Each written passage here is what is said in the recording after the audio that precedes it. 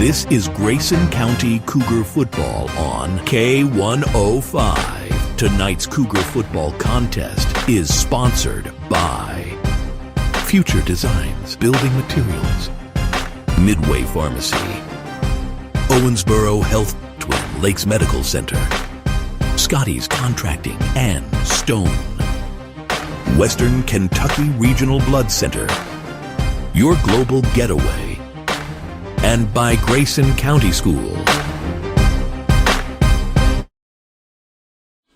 Under the lights of Cougar Stadium, the challenge is clear. They know the history.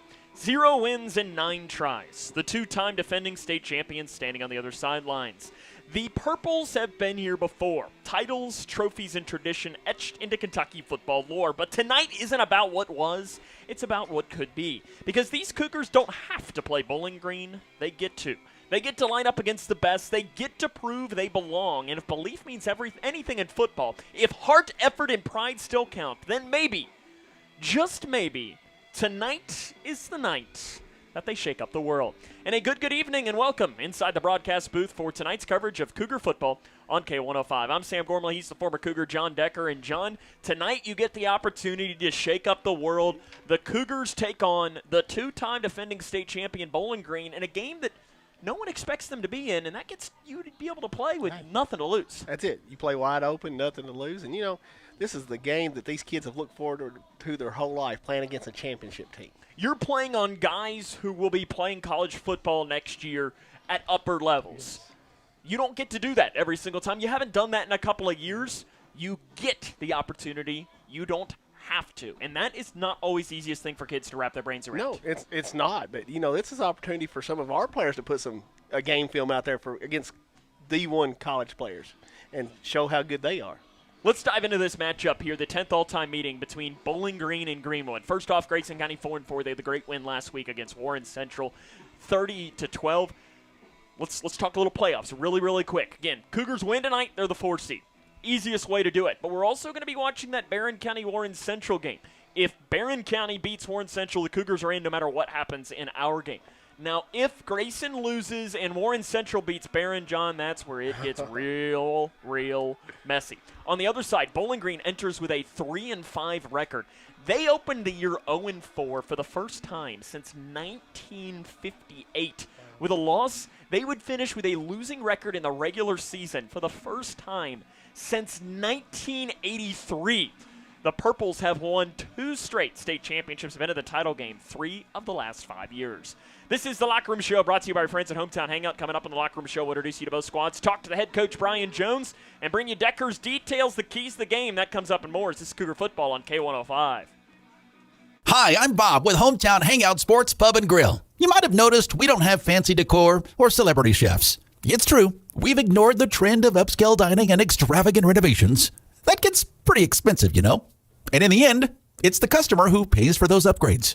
Not at Hometown Hangout. Our guests come to us for one thing, to have a great time. Whether you're with the family, the whole team, or just friends, you'll love our fun atmosphere, exciting games, and great food. Hometown Hangout on West White Oak. See you after the game.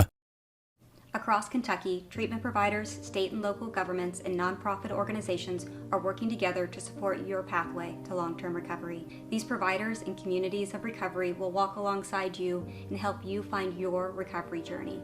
If you or a loved one is struggling with addiction, the KY Help Call Center can connect you with resources right now when you call 833-8KY-HELP. You can also visit findhelpnowky.org to find treatment options near you. Connection builds community. It grows the minds of future citizens and leaders. Connection teaches. It encourages. It builds confidence through relationships, through partnerships, through small daily acts, through high-impact programs at all levels. Connection says together, we can. The one thing I know about Grayson County Schools, when you get the right people going in the right direction, anything's possible. We are GC Connected. When you bundle home and auto, good things can happen. You get a local agent who can help you choose the right coverage for you at a price that's right for you. Call State Farm agent Duda Hudson in Leitchfield today. It's Kyle's last spin on his turntable. Yeah. and the first day of Kira's new career in IT. When you donate to Goodwill, you help provide skills training and career placement. And the things you loved start a new life too. Cougar football on K105. Welcome back here to the Hometown Hangout Locker Room Show on K105. Sam and John with you. Bowling Green enters a record of 3-5. They're the 1 seed in the district. No matter what happens tonight, they could win, they could lose. It really doesn't matter. They are the 1 seed, and they are looking at hosting more than likely Graves County here in a couple of weeks in the playoffs. Graves County will more than likely be the 4 seed. Anthony Davis, the freshman starting quarterback, 85 of 137, 1,135 yards, 11 touchdowns, 2 interceptions. John, you've watched him on film. If I popped that on the tape and told you he was a senior, you'd probably have believed it. I would have. I just sat here and said I cannot believe he's a freshman and is that smart and has that good an arm. 6'2", decent size. It's weird for me to say, oh, Anthony Davis.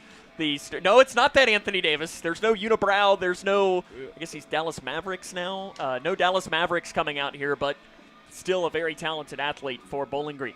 One thing to note, Nick Graham, their leading rusher, 61 attempts, 332 yards. He will not play tonight, so they're instead going to turn to Matravian Graham.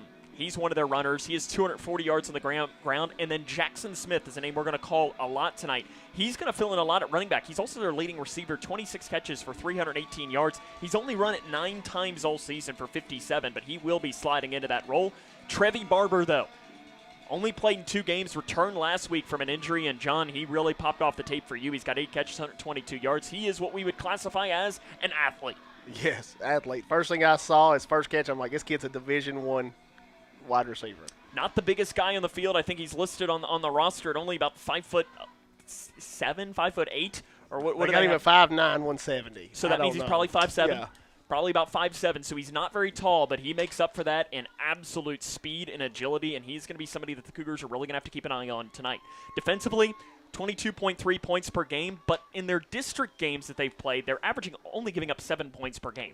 So that's kind of more of what you're going to be expecting against this Bowling Green team, because when you play Owensboro Catholic, you play Cal, you play St. X, that's going to switch things up a little bit as far as to how many points you give up when you're playing top-level teams. Probably, 3 of the top 10 teams in the state. And then right you throw off the bat. South Warren in there, too. Yeah. So you're playing 4 of the top 8 teams in the state. That's going to make things challenging with that. Montez Trussell is their leading tackler. Team has set for 7 turnovers on the season. Kyle Sledge leads with 2 fumbles. Cougars had the big win last week. They're close to a playoff spot. We'll take a break, introduce you to them after this. This is Cougar Football on K105. When you give blood, you give life. And when you give life, you change lives. Make a life-saving impact by donating blood with Western Kentucky Regional Blood Center, your hometown partner. As the sole supplier of blood products needed in Grayson County, your donation ensures a stable and adequate blood supply for you, your family, friends, and your neighbors. You are the hero when you give. Feel the power of community and compassion in every drop. Give life and change lives with Western Kentucky Regional Blood Center. Life is on the line. Struggling with mortgage debt from COVID? Team Kentucky can help.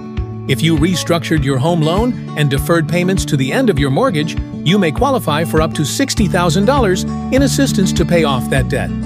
Help is also available for other COVID-related hardships if you meet income guidelines. Apply today at www.protectmykyhome.org. This ad is sponsored by Kentucky Housing Corporation, the Kentucky Broadcasters Association, and this station. Are you looking for the best building materials in Leitchfield? Look no further than Future Designs Building Materials. The builder's choice on Quarry Road has everything you need to build your dream home. Jim writes, I'm so glad I came to Future Designs for my new roof. The staff was so helpful and knowledgeable, and they made sure I got the right materials for my needs. Thanks, Jim. Future Designs is more than just a building materials store. Future Designs Building Materials on Quarry Road in Litchfield. FDBM.net. Building on experience. Did you hear? Todd's in the hospital. Who's Todd? He got a collapsed lung from vaping. He thought it was cool. Not cool. Promise you won't vape, Emma. It can lead to a lifelong addiction, and we can't be friends if your lungs collapse.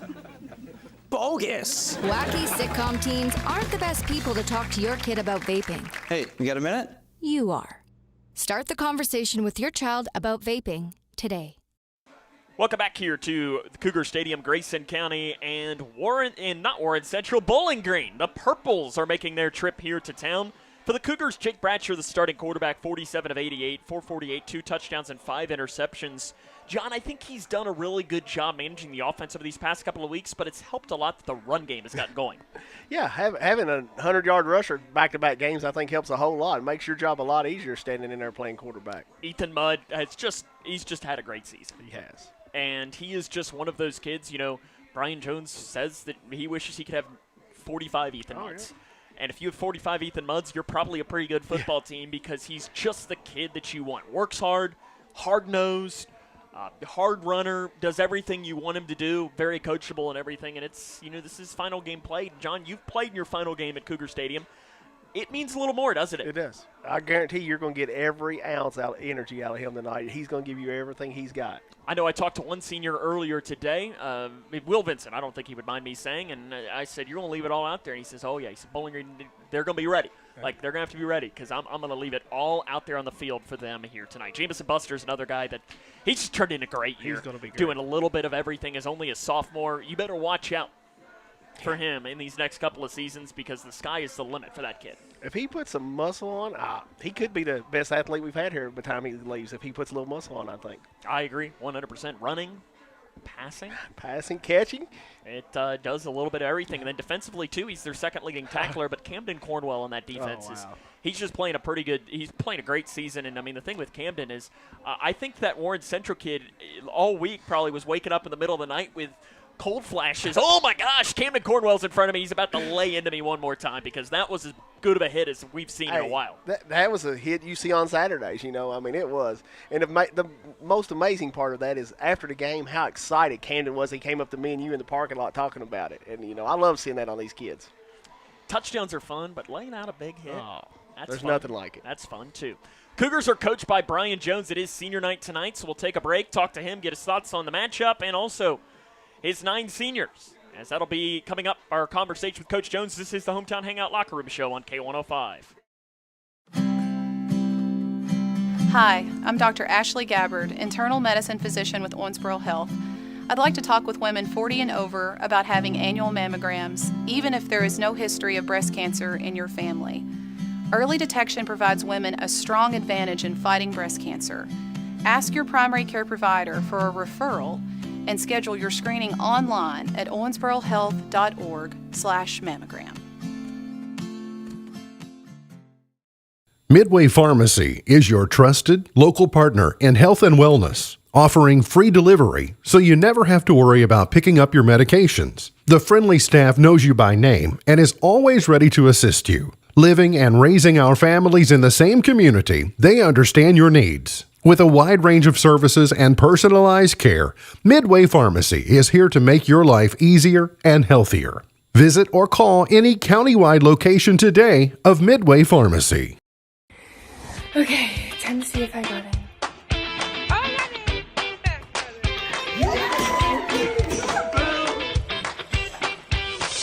Yes! It is my honor to welcome you to the class of 2029. See you, teacher! Congratulations and welcome to the Big Blue Nation! Everyone deserves a bright future. Find your future at futurity.org.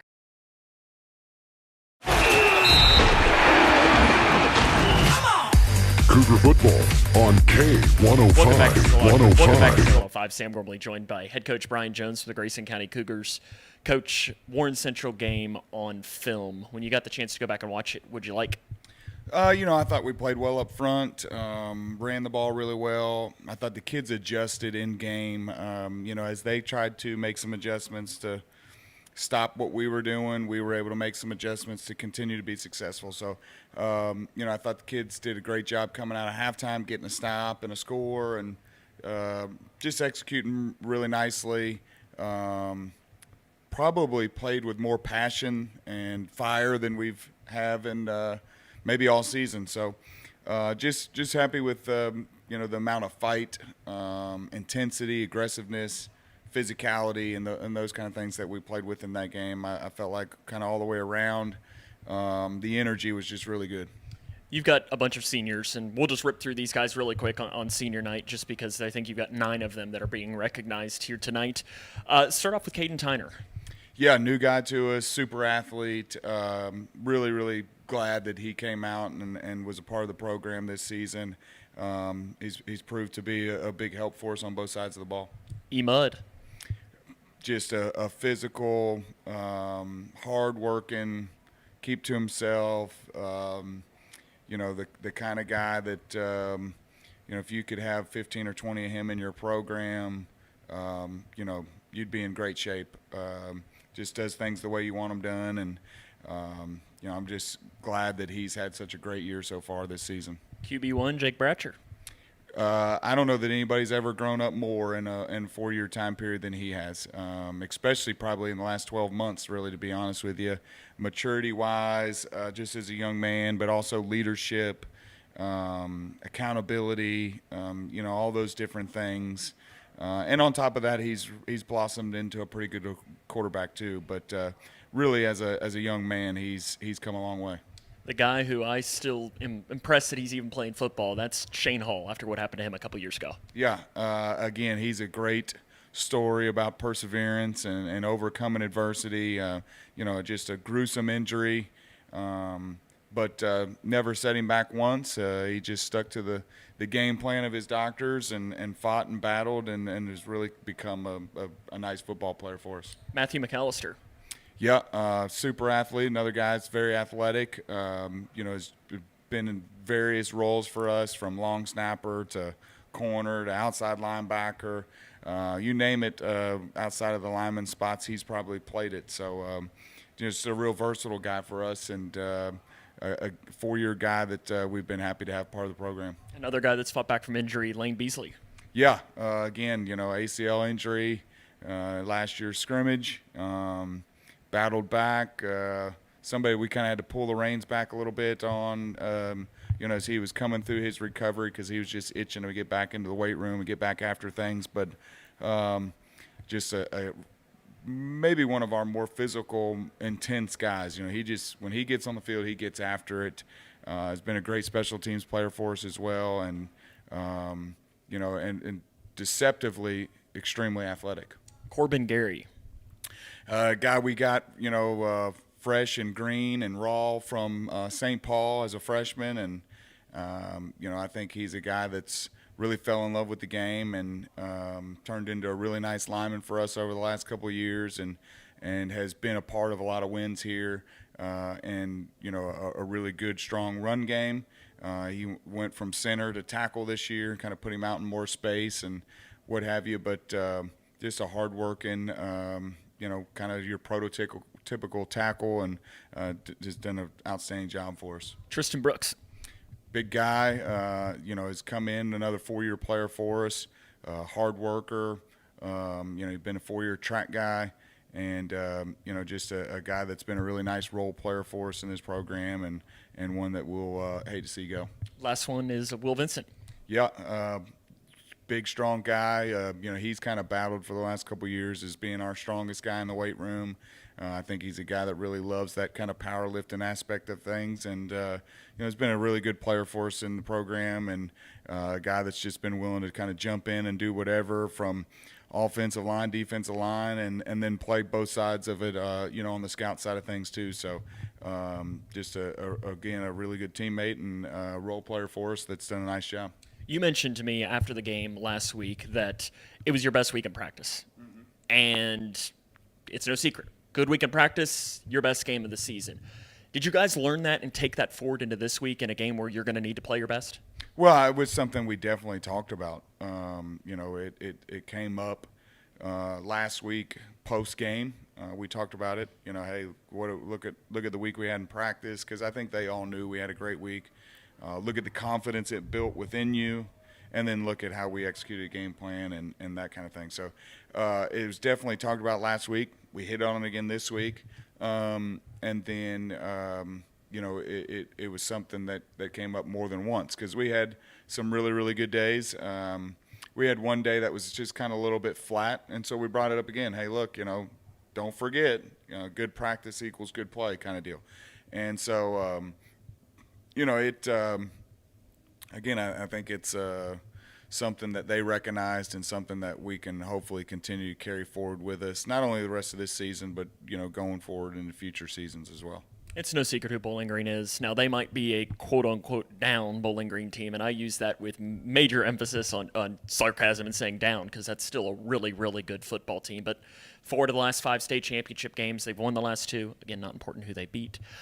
My alma mater, but we don't need to talk about that. But what do you see from them this year? I know they got a true freshman starting quarterback. Yeah, but he's a really good-sized kid that throws it well, and I think they've done a really good job of trying to ease him into the development. And he's been without some of his weapons for part of the season, but he can hurt you running the ball, can hurt you throwing the ball. And again, like I said, I think they've done a nice job with him of kind of easing him along and trying to have him playing his best football come playoff time. And so there might not be that team that people in August are going ahead and ready to hand them the trophy, but I think they've got a team that is very capable of making a quite deep run in the playoffs as normal. And then when you get 3-4 rounds in, at that point you can force a few mistakes and different things like that, and anybody can win a ball game. So I wouldn't count them out, but I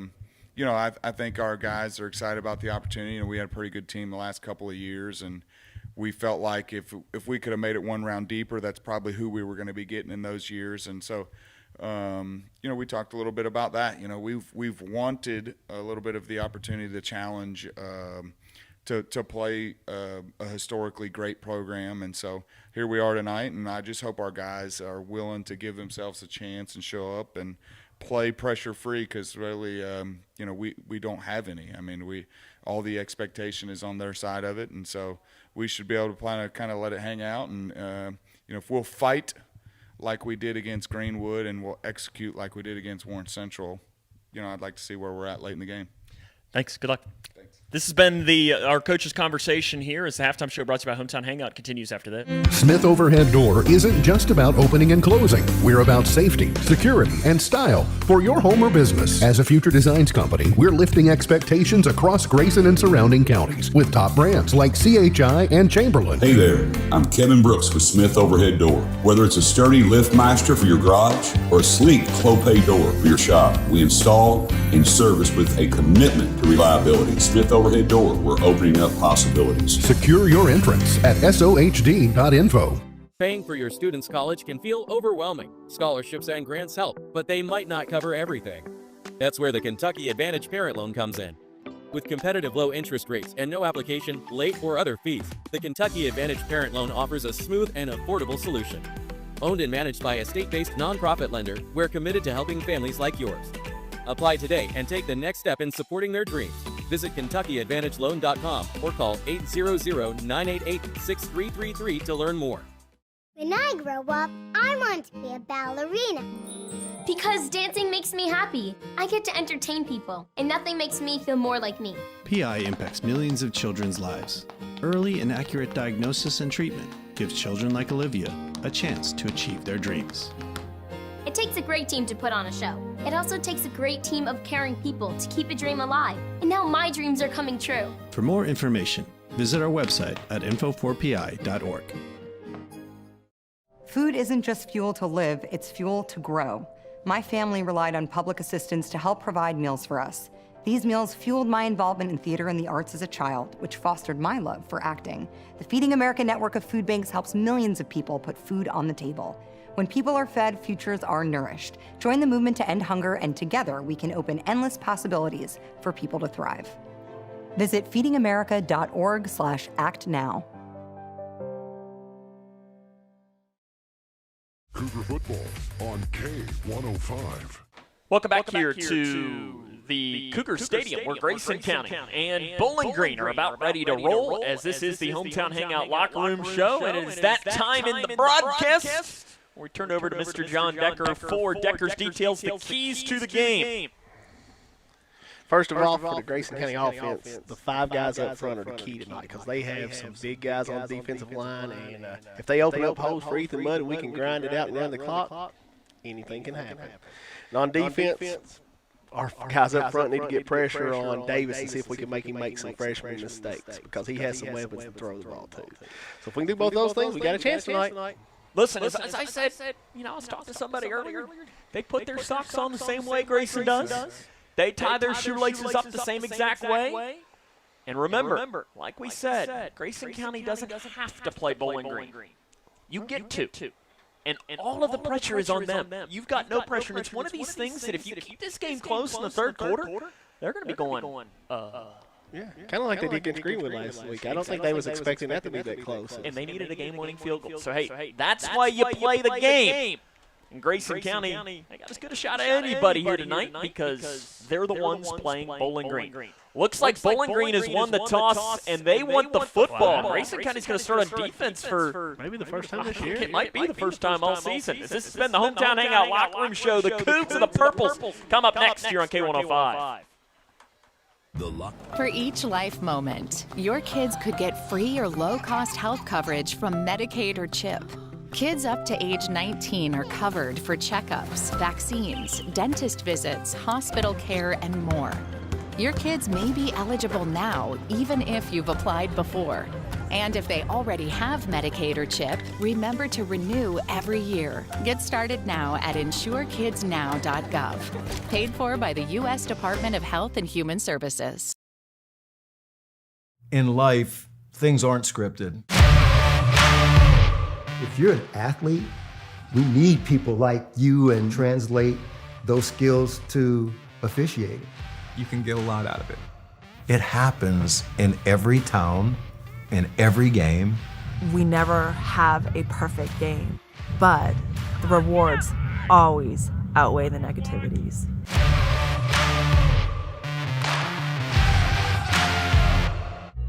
Everyone has a ritual, that small thing that keeps us focused. A habit we never skip to clear our minds and elevate our performance. But what do you do to keep your head in the game, to drown out that self-doubt and support your mental health? Because being your best isn't just about taking care of your body. It's about taking care of your mind and your mental health. Discover the resources that you need to keep your mind focused and your mental health a priority.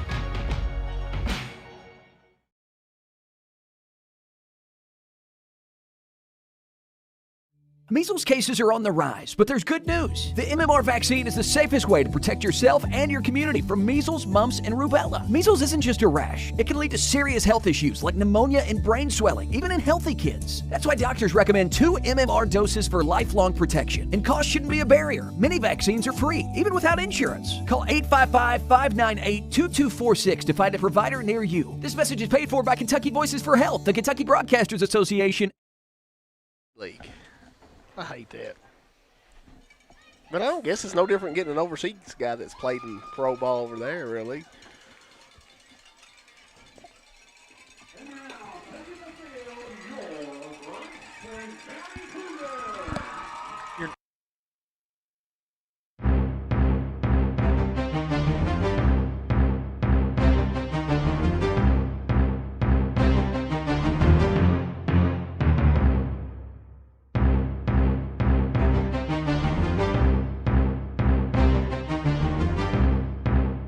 This is Grayson County Cougar football on K105. Tonight's Cougar football contest is sponsored by Future Designs Building Materials, Midway Pharmacy, Owensboro Health, Twin Lakes Medical Center. Welcome to Cougar Stadium. It is the final district game of the regular season and the final home game of the year. I'm Sam Gormley. He's John Decker. It is Grayson County against the 2-time defending state champion Bowling Green Purples. John, I'm going to say it once, and I won't repeat it again. It is not important who Bowling Green beat the last 2 years of the state championship game. I refuse to mention. Refuse. Not going to mention it. My poor Cooper Jaguars just... Listen, as a Cooper alum, seeing Bowling Green, Cooper John has played in 4 state championship games in our history and are 0-4 in those games. All 4 against Bowling Green. All 4. What's the 3 football and 1 boys basketball. Oh, wow. Boys basketball. Although in 2017, technically that title did get vacated for Bowling Green. So Cooper didn't lose to anybody that year. Just like Michigan didn't lose to anybody in 2013. Oh, that's getting ready to be reinstated, though. Because apparently there's no rules in the NCAA anymore. I don't think you're going to get that reinstated. We do apologize for that echoing issue. We believe we have fixed that problem here tonight. It is a chilly evening for football. It is football weather. 50 degrees here at kickoff, but really very little wind tonight, which is a good thing. It'll make it a very comfortable evening. Bowling Green won the toss. They're going to want the football, as it'll be Evan Hasty to kick away. Bowling Green's got a couple of weapons back there to return. They have returned a punt and a kick for a touchdown this year. It'll be Hasty to kick deep. The right hand is in the air, and he boots it deep. End-over-end kick. Barber will bounce, backpedal, and grab it at about his own 6-yard line. Barber stutter steps to the 20-yard line, breaks a tackle there. He gets up to the 25, to the 30. Right up the middle goes Barber. He's outside the numbers to the 40, to the 50, and that's where he runs out of bounds. Big return for Trevi Barber, getting up to the 49-yard line. That is a return of about 46 yards, and that is where Bowling Green is going to start with the football, led by freshman starting quarterback Anthony Davis. Davis, 85 of 137, 1,135 yards, 11 touchdowns, and only 2 interceptions. Not a great start for Grayson County. Big return by Barber, who is the electric athlete. They're going to find ways to get him the ball. Bowling Green lines up with 2 wide receivers on each side. The left-handed quarterback, Davis, he's going to float down the seam, looking for Barber. It is short. Caden Tyner in on coverage. Coming over as well was the safety, Eli Johnston, and the first pass from Davis is incomplete. As Cougars facing a left-handed starting quarterback tonight, and John, off the top of my head, I'm not sure that when the last time they faced it. Is there anything different for that for a defensive lineman? Well, I'm sure. I don't know about for a defensive lineman, but, I guess when you're trying to sack and strip, it is different. Trips right side, one near side. It is a run play up the middle. Big hole hitting the 45-yard line and being dropped about a yard short of the sticks on the run is Graham on the carry. Trey Graham, their leading rusher tonight. Nick Graham is out for tonight's game. He will not play. That's a gain of, about 8 or 9 yards on the carry. Hurrying up, they're going to give it to Graham again. He goes left side. He breaks it through at the 40, down to the 35, and gets down to about the 32-yard line. Another big gain for Bowling Green.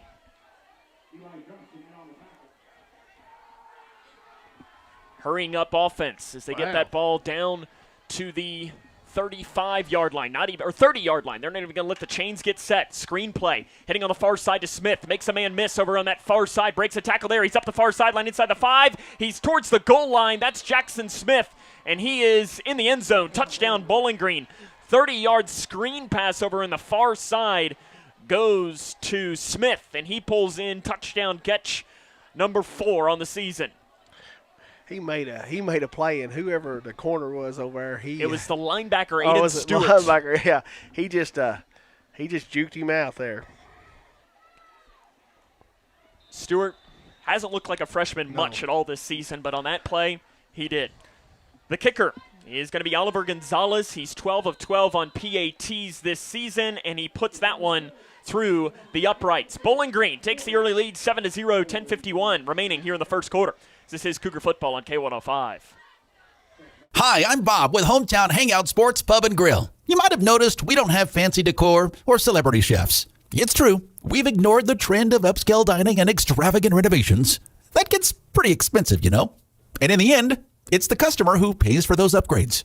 Not at Hometown Hangout. Our guests come to us for one thing, to have a great time. Whether you're with the family, the whole team, or just friends, you'll love our fun atmosphere, exciting games, and great food. Hometown Hangout on West White Oak. See you after the game.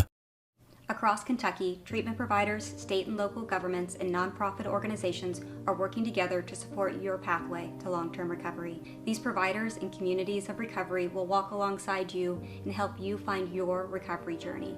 If you or a loved one is struggling with addiction, the KY Help Call Center can connect you with resources right now when you call 833-8KY-HELP. You can also visit findhelpnowky.org to find treatment options near you. The opening kick from Bowling Green goes over to the far side, takes a bounce to the 20-yard line, picked up on the bounce, blown up. Did Bowling Green get the football? They say they do on the far side as the ball died in the turf, and And it is recovered by Bowling Green, and the Purples are going to get the football back on the far side. As Grayson tried to return, I think it might have been Buster on the far side, and it kind of died in the turf. And he let it die and took a while to get over there and grab it. Now Bowling Green's going to get the football back. And, John, this has not been a good start at all for the Cougars. And Davis is going to spread it out 5 wide. Davis to pass, sets it up far side, quick hitter to the outside. Gain of about 8 yards, and trying to bring down the tight end on the far side of the field of Notmeyer. And Notmeyer just carrying tacklers with him. Buster wrapped him up, but he just so much bigger, couldn't do a whole lot with him there. They started with the ball on the Grayson County 24-yard line. That is a gain of 10 yards exactly down to the 14. Again, hurry-up offense for Bowling Green. Davis passes over the middle, end zone, touchdown. Bowling Green goes right into the arms of Ethan Kirkwood. And just like that, we are 1 minute and 33 seconds into this game, and it is 13-0 Bowling Green. That's not what you want to see on this sideline. The Cougars have yet to run an offensive play tonight. And this is not what you wanted. Quickly hitting. You are going to have the kick coming from Bowling Green. Good snap, good hold. The kick is long enough. And it is barely went across. Good. Just barely. 14-0. Bowling Green now leads this. And, John, if you're the Grayson County offense or team, what do you say here if you're Brian Jones? Oh, I don't know what you're going to say. You're just going to have to get the ball. Get the ball. Be alert. Because Bowling Green right now is just doing absolutely whatever they want in this game, as it was an unintentional onside kick that they ended up recovering, and you just can't have that happen. Yeah, he kicked it deep. We just didn't go get it. Your deep back's got to go get the ball.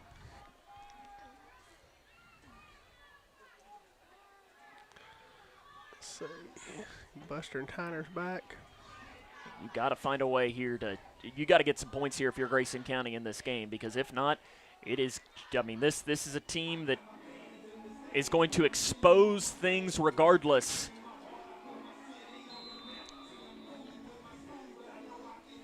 And here comes the kick from Bowling Green. They're going to go deep over to the far side, backpedaling and catching this at the 10-yard line for Grayson County, up to the 25-yard line, carrying tacklers. The Grayson County offense, led by Jake Bratcher, is going to get their first chance. The Cougars trail in this game 14-0, 10-20 remaining in this first quarter. And John, the key for this Grayson County offense has got to be some of those long, sustaining drives. Yeah, that's it. That's the offensive line's got to make some room and just churn out 2 or 3, 4 yards of carry. 3 or 4 yards on a cloud of dust. Bratcher, the senior quarterback, goes under center, trips down to the near side. Ball placed in the far hash. Grayson starting at the 24-yard line. As it's a pitch play to the near side. Buster's got it as he's got it at the 30-yard line and gets up to the 35 to the 36. Nice little catch and run. So that'll go down as a pass. Bratcher passing to Buster is was kind of a triple option of sort there, John. It was, but Buster got a little bit out and hit him. He just had to kind of flip it forward 10. to him. Yeah, he's first down. The first play offensively for Grayson County is 10 yards. 9:57 remaining in this first quarter of play. Grayson trails 14-0 against Bowling Green after Bowling Green had an excellent start to this game. First down and 10 as the chain is on the wrong side is wrong. Bowling Green Smith showing pressure across the near side. Again, running the triple option. On the left side goes Jake Bratcher. He gets up to the 40-yard line, and that's where he's tackled, but Bratcher gets about 6 yards on the play across that left side. Gets it up to the 42-yard line, 6 for the gain for Bratcher. Tell you what, 16 yards in the first 2 plays, you're feeling pretty good. Yeah. You know, that triple option's been there both times for Bratcher, and that time he didn't even have anybody back there to flip it to. He just took off and followed his left tackle and guard and got 6 yards out of the play. Running behind Gary and Anderson, the starters on that left side of the offensive line. And, you know, for Grayson County, their biggest key is the best chance they have in a game like this is when Bowling Green's offense is on the bench. Yeah. You want to make sure that you don't give them opportunities. Single back formation. They give it to Ethan Mudd. He goes left side, dives up across the 45-yard line, and he's right at the sticks. The line judge on the far side looks like Ethan Mudd got 4, and that's exactly what he needed. First down, Grayson County. No, Ethan probably got hit at the 2-yard gain, and he just kept churning those legs, Sam, and his willed his way to a first down. 14-0. Bowling Green leads Grayson County in this game. 8 minutes, 23 seconds left in this first quarter. Bowling Green scored a touchdown on their 4th play of the game. Cougars fumbled the kickoff, and Bowling Green got the ball back, and it took them only 2 plays to find the end zone after having excellent field position. Cougars driving on their first drive of the game. Man in motion goes from the far side to the near side. That's Buster. It's a run play up the middle. Bratcher kept it himself. He gets up to about the 49, maybe even the 50-yard line. Bratcher gets about 3 or 4. We'll see where they officially place this. And they're going to say to the 49, gain of 3 for Bratcher. Bratcher's kept the ball a couple of times here on this opening drive of the game as he's, trying to establish that. And that's, you saw in the Greenwood game a couple of weeks ago, John, where he kept it, and then pitched it to Buster, who broke through for, about a 21-yard touchdown, something like that maybe. And, that might be what he's going to do tonight. But since that Greenwood game, I think he has ran the triple option a lot better. Shotgun formation for Grayson County. 2 wide receivers to the left. High snap. Fake the handoff. RPO over the middle. It's caught by Anthony Linton. He spins across the first down marker and gets down to the 40. RPO run to perfection. Gain of 11 yards on the pass. 12. In fact, even 12 down to the 39. 12 yards to Anthony Linton. His first catch in a couple of weeks. Yeah, and he even faked me out. I thought he handed the ball off to Ethan Mudd. It's one of the rare times I don't get faked out. That's one that I actually saw. It's not a great snap. Bratcher did a good job grabbing it, putting it down, and handing it back off. First down and 10 for the Bowling Green 39-yard line. What an excellent opening drive for this offense, trailing 14-0. It is, and this is what we have to have a chance to stay in this game. And, like you said, if we hang around, we got a chance. It's tough to win when you don't score. Yes. I might not be a football expert, but I do know that. Mudd fullback dive, carrying bodies down across the 35-yard line. Nice run for Ethan Mudd. He carries it to the 34-yard line, gain of 5 for Mudd. Cougars averaging a decent amount of carry here early on. 5 yards a carry or close to it? Yeah, just about 4.5 yards a carry. And listen, you do that all night against Bowling Green, you got a chance. Brian Jones, win or lose, he's going to love that. He's going to be happy with his offensive line and his backs if they keep moving like this. Second down and 5 for Grayson County. 6 minutes remaining in the first quarter. They trail 14-0 against Bowling Green, the 2-time defending state champion. I formation.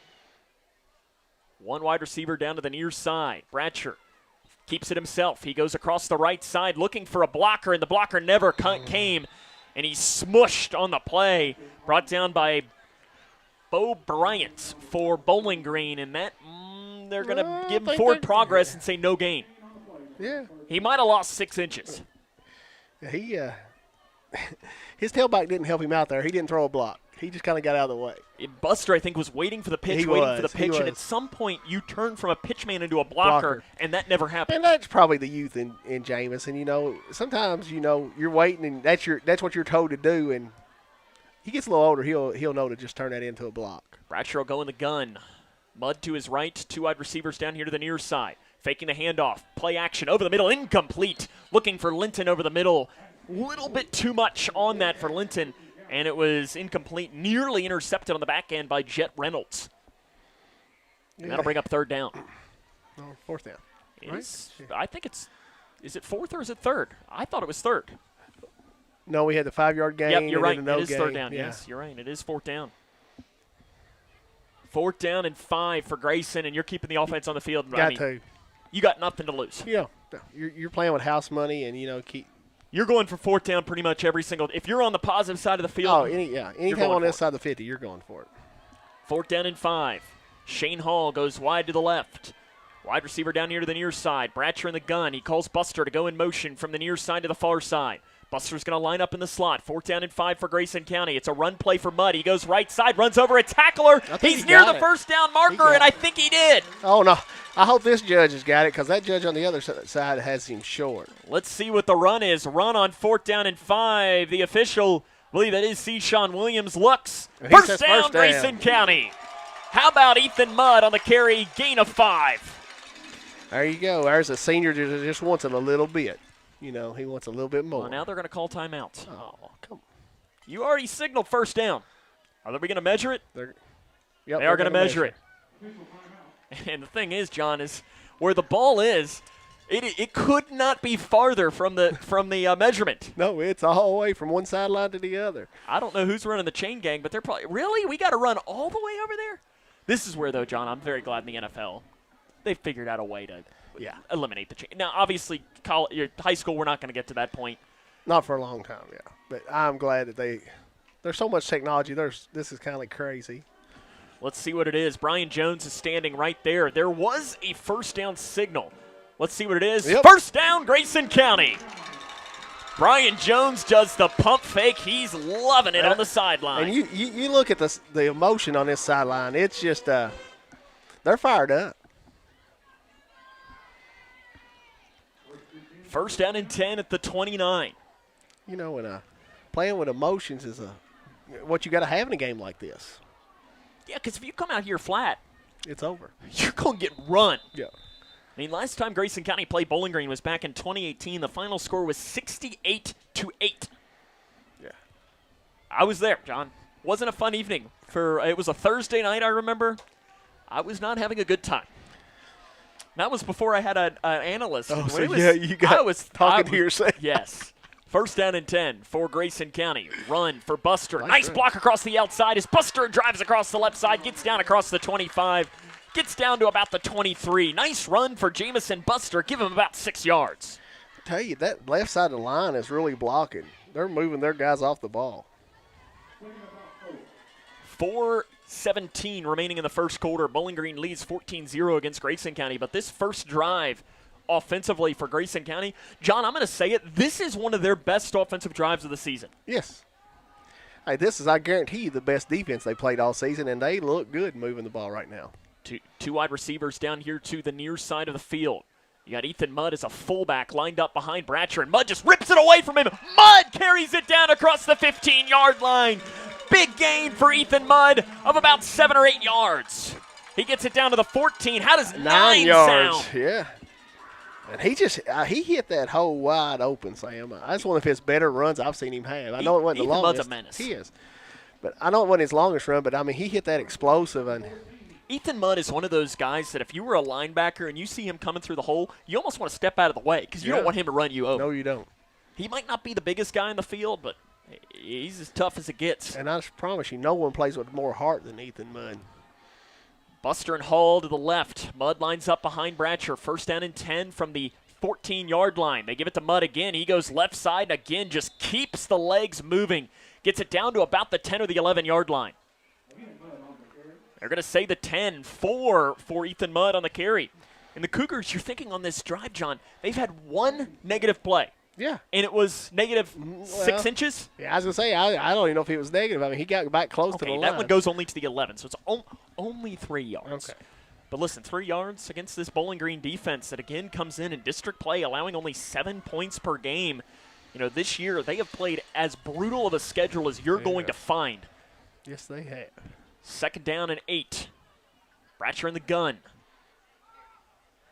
Run play. Right side Mudd. He turns back upfield. He's inside the 5 towards the goal line. Ethan Mudd's down at about the 1. He spins down there. Gain of 10 yards for Ethan Mudd. First down, Grayson County. Now you got 4 chances from the 1 to punch it in. I like our chances pretty good. The 14th play of the drive will come up for Grayson County. Hey, I told you that's the way you have a chance. These long, sustaining drives like this gives you a chance. And listen, that wears on a defense, too. They're like, oh, what? Yeah. I thought we were going to win 48-0 here tonight. They were probably already thinking about playing Franklin County next week, in case Bowling Green didn't need to play any tougher competition. Franklin County's undefeated and one of the top teams in 4A. Here we go. First down and goal from the 1 for Grayson County. Bratcher under center. He's going to keep it himself. Quarterback sneak. Push into the end zone. Waiting for a signal. Jake Bratcher looks like he got it. He's got to be. And he did not. Wow. I don't know how. I was watching that, John. He got in the end zone. Oh, I don't know how he didn't because Ethan Mudd came up and pushed him a yard forward. They're going to say, John, that ball is on the goal line right now.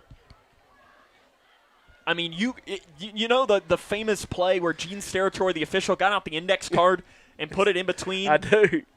You could put an index card sure. and it would be on the line of the goal line right now. 1:20 remaining here in this quarter of play. Grayson County has it. Second down and goal from the 1. Sure you're going to run the same play again. Yep. Bratcher does this time. He's in the end zone. Touchdown, Grayson County. A 1-yard touchdown run for Jake Bratcher, and the Cougs are on the board. How about that? A 15-play, 74-yard drive that takes 10 minutes and 15 seconds off the clock. I can feel Brian Jones like, yes, that's Cougar football right there. And I'm sure that's what he'll tell us, too. Kick is blocked by Bowling Green. It is 14-6 with 1:05 remaining in the first quarter. What a drive by this Grayson County team, though. Oh, yeah. I mean, that's probably, I'd say Coach Jones would tell you that's one of the more impressive drives they've had this year. Especially falling behind 14-0. We've seen this in these games, John. I've called them Bowling Greens, the Owensboroughs, the South Warrens, the whatever you want to call it. Something like this, a bad start happens, and you blink, and we're in a running clock, and they're already thinking we're going home. I played that offense. Yeah. They wasn't going home. They were playing. And you played those games. Yeah. It's hard to get beat by that much. It is. And like I said, you have, after going down 14-0, you have one of two choices. You tuck your tails and go home and get beat, like you said, 40-50-0, or you bow up and do what they just did there on that drive. Hey, does Coach Jones come out with an onside kick right here? Probably. Hey, yeah, maybe so. Beasley's lining it up. Is Bowling Green expecting it, though? That is the question. Oh, I'm sure. They're not even on the field, though, right now. They're expecting something here, John. They're all up. What a job, though, by that Grayson County offense. Again, 15 plays, 76 yards, taking 10 minutes and 15 seconds off the clock. Yeah, you know, and Beasley's going to kick it deep. Backpedaling and catching it at his own 15-yard line for Bowling Green. Right up the middle to the 30. Nice tackle. Coming in low to make it. Really nice play made by Bryce Abersol to bring down the player on the return. That was Graham, I believe, the returner. And really nice play made by Abersol there. Yes, it was. He just hit him low. The one place you can hit a guy like that and take him down. 1:01 remaining. And Bowling Green has far and away their worst field position of the game, as it'll be at the 32-yard line of their own. They've run 5 plays, gotten 44 yards, and 2 touchdowns. First down and 10 from their own 32-yard line. Smith goes in motion from the high side to the near side. Setting up a quick screen and dropped by Barber. A stone-cold drop by Trevi Barber. Barber is got a couple of D1 offers, EKU and so on, and that's one of those, John, that you can see it. You could see it happen. He turned his head as soon as the ball hit his hands, and he was looking downfield. And you do that, you're not going to catch the ball. Chances are you're not. Like I said, he was looking at the green grass in front of him, or who am I going to juke? And you see that happen. Yeah. Second down and 10 for Bowling Green. Run by Graham. He goes right side, tries to get it outside. He battles through and gets up to about the 40-yard line for Graham. Nice carry, gain of about 8 yards, third down and 2 coming up for Bowling Green.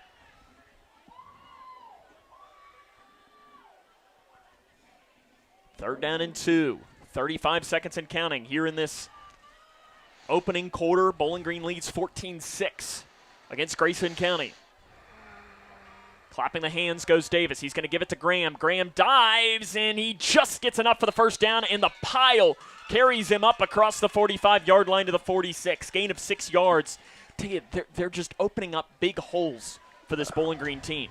That's the bad part about us being, I think, in this odd front here. There's some big gaps in the middle for a team like Bowling Green with a line as good as theirs to just get 3 or 4 yards easy. 10 seconds remaining in the quarter. Bowling Green going to run one more play. They give it to Graham. He tries to stretch it out on that high side, looking for the edge. He's find it, and he's got a big hole spinning across the 45-yard line down to about the 44. There is a penalty flag on the play, though, and it probably is in the vicinity of a hold, and it is a hold on Bowling Green. That is the end of the first quarter, though. It is 14-6. Grayson County trails Bowling Green, as this is Cougar football on K105. Connection builds community. It grows the minds of future citizens and leaders.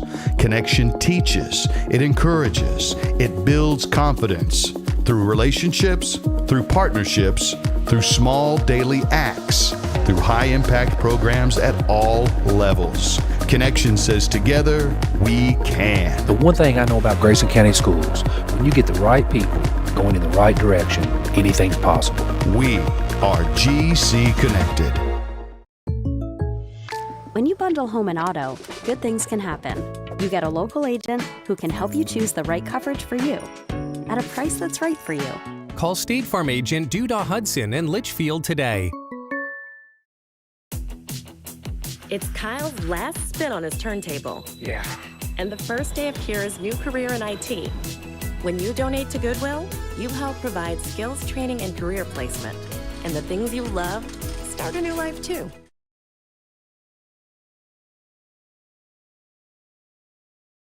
High school, the Cougars, 14-6. They trail Bowling Green as we start the second quarter. After the penalty here to start this quarter, Bowling Green is going to move back to their own 36-yard line. It is first down and 20. It's a run play up the middle. Nice tackle from behind by Stewart. Yeah, I was going to say, that's the freshman Stewart. Nice play. As he gets it up to the 42-yard line, gain of 6 on the carry. It'll bring up second down and long. The one game we are keeping a big update on, it's not a great update to bring you. At the end of the first quarter, Warren Central leads Barron County 8-0 at the end of the first. Again, if Warren Central wins, John, and Bowling Green beats Grayson, we're going to have to do some math to see if Grayson can make the playoffs. Davis throws over far side, and it is incomplete.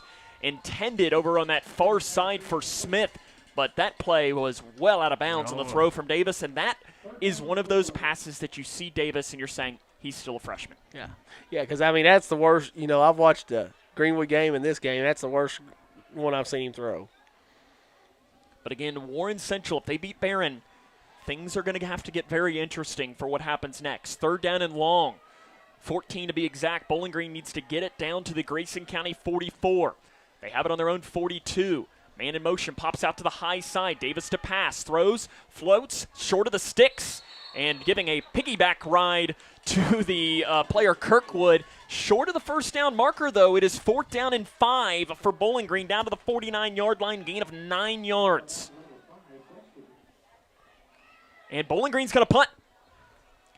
4th down and 5, and That's I mean, for them, to celebrate on your defense, you know, you stop them, make sure they don't run a fake or something here. The punter for Bowling Green is Jet Reynolds, which I just think is a great football name. Jet Reynolds. That is a good football name. Caden Tyner stands back inside his own 10-yard line. They're probably trying to pin the Cougars deep. Don't jump. Yes, because that would be a first down. Slow snap. Cougars almost get to it as Ethan Mudd came across the edge. Takes a bounce at the 10-yard line. Tyner picks it up at the 5. Tyner gets up to the 15-yard line. He's to the 20 space. He's to the 30. Down the near side. There goes Caden Tyner to the 40. No one's in front of him. Caden Tyner. Touchdown, Grayson 95 County. yards. Oh, my goodness. And there are no flags on the play. Caden Tyner takes it 95 yards to the house, and the Cougs are within 2. Go for 2, I think is what Coach Jones is yelling out there. How about Caden Tyner? John, I was thinking, I'm like, let that go in the end zone. Let that go in the end zone. I was too. And then I looked up, and I was like, he juked one guy, and there was one guy to beat, and somebody laid a nice block on him. Caden Tyner. 95-yard punt return for a touchdown. Grayson County will go for 2 to try and tie Bowling Green up. Let the men believe, John. Hey, I want to tell you something. This crowd is hyped up. This sideline's hyped up. This coach is call a timeout, coach. Don't take a delay. Somebody wasn't in the game. One of our linemen. Caden Tyner has a 95-yard punt return. Can the Cougars go for 2 and convert this? They trail by 2 right now. Sam, it's going to be awful hard to beat that for a big play of the game. You know it? Shotgun formation for Jake Bratcher. Mudd is to his right. Bratcher will give it to Mudd. Mudd goes up the middle, and it doesn't look like he got it. He's still churning, but no. And he did not get it. Grayson County, though, is within 2, 14-12, 10:57 remaining here in the first half. As this is Cougar football on K105. When you give blood, you give life. And when you give life, you change lives. Make a life-saving impact by donating blood with Western Kentucky Regional Blood Center, your hometown partner. As the sole supplier of blood products needed in Grayson County, your donation ensures a stable and adequate blood supply for you, your family, friends, and your neighbors. You are the hero when you give. Feel the power of community and compassion in every drop. Give life and change lives with Western Kentucky Regional Blood Center. Life is on the line. Struggling with mortgage debt from COVID? Team Kentucky can help. If you restructured your home loan and deferred payments to the end of your mortgage, you may qualify for up to $60,000 in assistance to pay off that debt. Help is also available for other COVID-related hardships if you meet income guidelines. Apply today at www.protectmykyhome.org. This ad is sponsored by Kentucky Housing Corporation, the Kentucky Broadcasters Association, and this station. John, there are moments as a Cougar football player that you're not going to forget. Caden Tyner, a 95-yard punt return. Against a 2-time defending state champs. And you just got to keep bringing that up, don't you? My Jags fought, okay? Hey, we know. What do you think Mr. McGee done when he saw that play? I bet you he's doing a jig right now. I bet he is too. I haven't seen him. I don't think he was able to make it out tonight. I'm sure we'll see him during basketball season, but I guarantee you he probably even did a backflip. Cougars trying an onside kick, but it's going to end up going out of bounds. Too much on it, and I think we're going to have a false start called against Grayson County anyways. We had about 3 guys cross that 40-yard line before the kicker did. I see Jason Wilkins, the line judge. Good to see Jason out there. This is an all-star crew for Grayson County here in this game tonight, and I guess the pro is that you're going to be able to try that again, and it'll move it back 5 yards. Again, Caden Tyner just had a 95-yard punt return to the house as Grayson trails Bowling Green 14-12, 10:57 remaining in this first half. This is after the Cougars started the game 14-0 without even touching the ball. Yeah. John, I never would have guessed that this game would be this close after that. No, I wouldn't have either after that. Now he kicks it deep. And they are going to kick it deep, and it's caught back at the 21-yard line for Bowling Green. Coming up the near side of the field, and a big hit laid down. Oh, Matthew McAllister just laid the boom down, and the Bowling Green returner, Drew Jones, is a little slow to get up after Matthew McAllister. My goodness, I think he just watched the highlight from Camden Cornwell last week, and he's probably saying, hey, Camo. I can do that too. Oh, is he not getting up? Drew, no, I said he was injured. Yeah, I didn't Drew see Jones, that. It was a massive hit down. Trainer Scott Ballman is out to check as the Bowling Green training staff joins as well. Hopefully Drew Jones is okay. Yes, I hope so. Grayson County trails this game 14-12. Let's see if I can't run down a score or two from around the region as Franklin Simpson leads Allen County Scottsville 14-0 at the end of the first quarter. Monroe leads Greene 7-0. Clinton leads Metcalf 8-6 at the end of the first quarter. Logan County leads Warren East 14-0 at the end of the first quarter. Davis leads South Warren 6-0 at the end of the first quarter. That surprises me. That one definitely is surprising.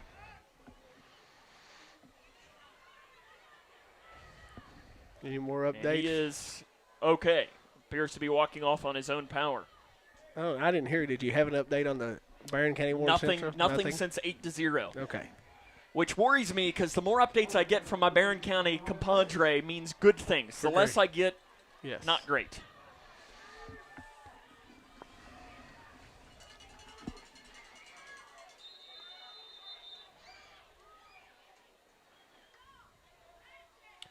It's a run play. Left side really stretching it out. That's the receiver, Smith, as he carries it across that left side, John, and doesn't get much at all. And Evan Hasty was right there with him the whole way to make that tackle. And that's what you're going to see a lot with Bowling Green is they're really going to try and spread out and look for that space. And Grayson's just got to move the pile and make sure they don't give up a play there. You'll be happy to give up 1.5 yard there. Yeah, we're going to say, about 1.5 there. As it's 2nd down and 9 from the 41-yard line of Bowling Green as it's a 2-point game. Run play up the middle. Nice little juke move. Breaking a second tackle is Smith, and he's got space down this near side. Blocker in front of him as he spins down across the 45-yard line, gets down to about the 41 or the 42. Nice run by Jackson Smith. He was hit twice. That would have been a gain of 1 or 2, and instead it turns into a big gain. He did, he broke off a couple tackles there. Just Eli Johnson was hanging on for life there at the end. Gain of 18 on the run, down to the 41-yard line. 1st down and 10. Again, Bowling Green going hurry up. One of their offensive coordinators, they have 2. Byron Lowe, former Grayson County alum. Yes, he is. That's not a former alum. He's always an alum. 2013, class of 2013. Shout out to Byron. He played on some really good teams. Dumping off, throwing into no one. And that should be grounding. That should be grounding. They're going to have to talk this over. No, Sean's pointing at somebody, but there was no one close. I think that's Coach Jones is really upset, and there was. John, that's intentional grounding. And they're coming over. The side judge is coming over to talk to him about that, I think. Let's see what it is. Brian Jones not happy. There it is. Intentional grounding is the call, and that's the right call. It is the right call because there was no one within 10 yards of that ball. And Brian Jones tried to say, it was further back. It was further back. You will take the call, yeah. Intentional grounding. That's it's a loss of 10 yard. And a loss of down. Yes. That's a big play. And there was what I said. If we could get pressure on him, we can make him make freshman mistakes. And you saw that as there was pressure being made, and he threw it over the middle, and there was no one there.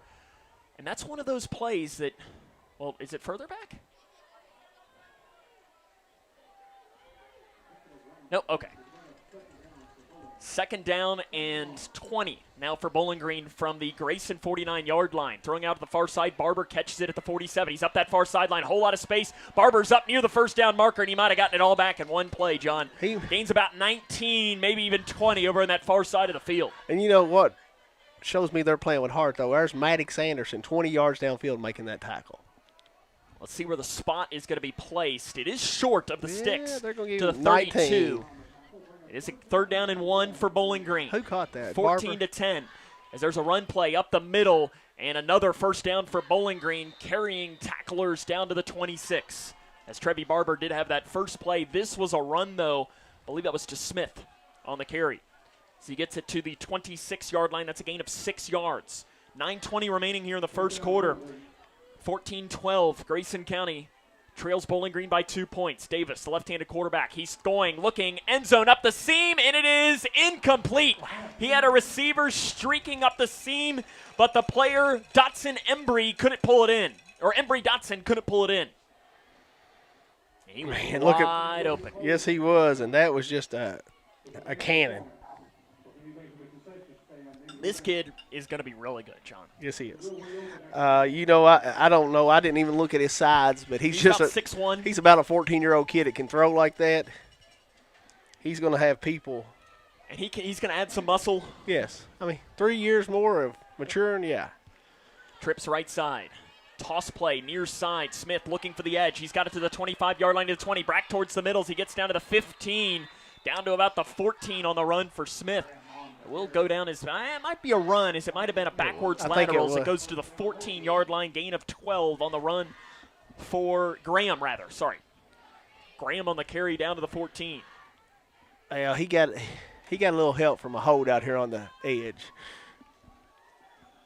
The Cougar coaching staff was looking for that. Yeah, I saw it, and I saw Jones just screaming at the official point. And if you could see it, then it probably was pretty obvious, right? RPO over the middle. It's caught. Stutter step in the end zone. Touchdown, Bowling Green. Jackson Smith pulls it in from 14 yards out. So it was a little slant play, and he made a tackle or miss at about the 2, and Jackson Smith carries it inside the end zone. And we have yet to have an offensive possession that has ended in anything but points on either side. Well, I guess the Bowling Green, I guess it kind of ended in points because it was a punt return for a touchdown. Yeah. So, kind of. Davis to Smith on the touchdown. Smith's second touchdown catch of the game. Again, Gonzalez is the kicker. He had the game-winning field goal as time expired last week. And he gets it away, and the kick is good for Bowling Green. It is 21-12 with 8:50 remaining here in this first half of play. And John, for Grayson, I think the defense, you're seeing some decent things.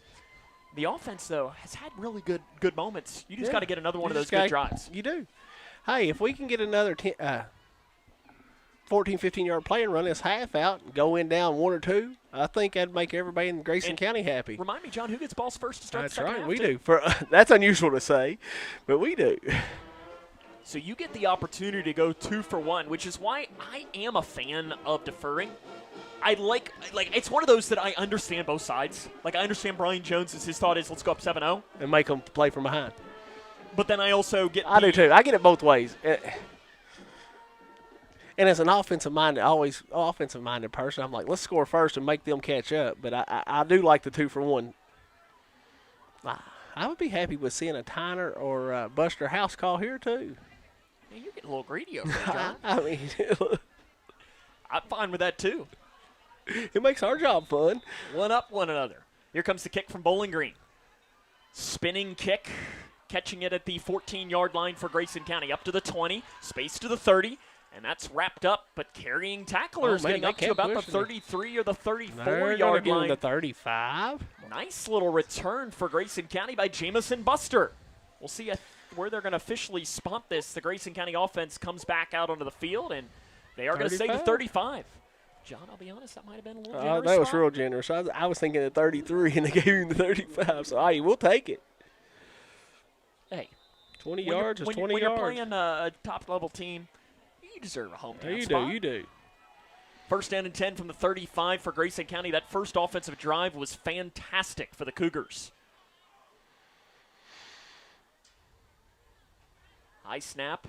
Corralled, given to Buster as he goes right side. Gains about 3 yards up on that far side of the field before being driven backwards. Bowling Green defensive coordinator Alex Strode for the Purples. This Bowling Green coaching staff is got a laundry list of coaches. Yeah. Looks like a college coaching staff when you look over there. And they've got college talent, including Nicarius Fant, who played at Western when I was down there, and that guy could play football. Yes, he could. Second down and 7 for Grayson after 3 yards in the gain for Buster. Bratcher goes under center. Mudd lines up behind him. 2 wide receivers down to the near side, 1 to the far side. Second and 7 from their own 37.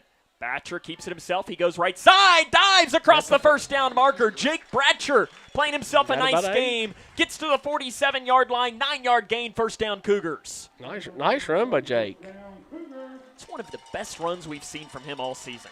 You know, he is getting so much better at reading that, when to pull it, when to give it. Actually, they don't end up giving him a great Yeah, they end up giving him about 8. They give him 8, and I think it should have been 9. John. I did too. That's making up for the one. That's what I was going to say. Yeah. But, you know, hey, and guess what? That was to the left side of the line again. They're liking this left side. 7.5 remaining here in this first half. Grayson trails 21-12 against Bowling Green. Lane Beasley pops over to the right side of the line. Run play, and I think we're going to have motion called against Grayson County. False start called against the Cougars, and that's the first penalty call. Second penalty called against the Cougars, but really the first. First, yeah. On a kickoff, before they even really kick it, is tough to. Yeah. But you do not need to be playing behind the sticks against this Bowling Green squad. It's hard to get 15. You know, it's hard to get 10. Yeah, 10. A little on trying to get 15. Make yourself get 15. Yeah, self-inflicted. You know, the scoreboard downs was a self-inflicted wound on the kickoff, you know. So yeah, I mean, you take that out, John, and it's a 2-point ball game. And you would have had the lead, maybe. Yeah. But that's the way the cookie crumbles. Yeah, it is. First down and 15 now for Grayson from their own 41. Placed in the middle of the field. Bratcher takes the shotgun snap. He bobbles it, and he falls on it. Yeah, and he did a smart play. And that is a big loss by Bratcher, as he's going to lose about 7 yards back to the 34. And now you got to put the ball in the air probably. Loss of 6 officially for Bratcher, and now you're looking at 2nd and 21. Yeah. 6.5 remaining here in this quarter of play. I think he just took his eye off the snap. It was a different formation, too, with two running backs. I don't know how many times we've seen that. You never know if just a different formation is what causes sometimes something a little different. Just a little odd, you know. It can cause something like that to happen. Buster is going to check out for this play. I think I saw Abersold check in.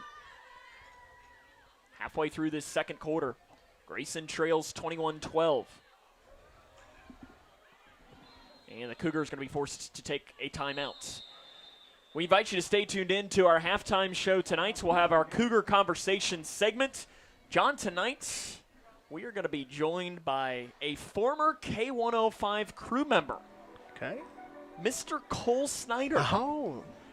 As Cole is currently a manager for the Grayson County, or he was a manager for the Grayson County football team. He's now a manager down at WKU for the Hilltoppers, working with their equipment staff. We'll talk to him about that. He also had a summer internship with the Tennessee Titans. I saw that, yeah. We're going to learn about that. Remember, though, go back and watch the full version on YouTube tomorrow, because we get into a lot more about what goes into, because I think, John, you have no idea what goes into. No. Those equipment managers, they earn what they get, because there's no telling how many hours a week they put in. And he works his butt off. So thank Cole for taking the time for that. So make sure you stay tuned in at halftime for our conversation with him.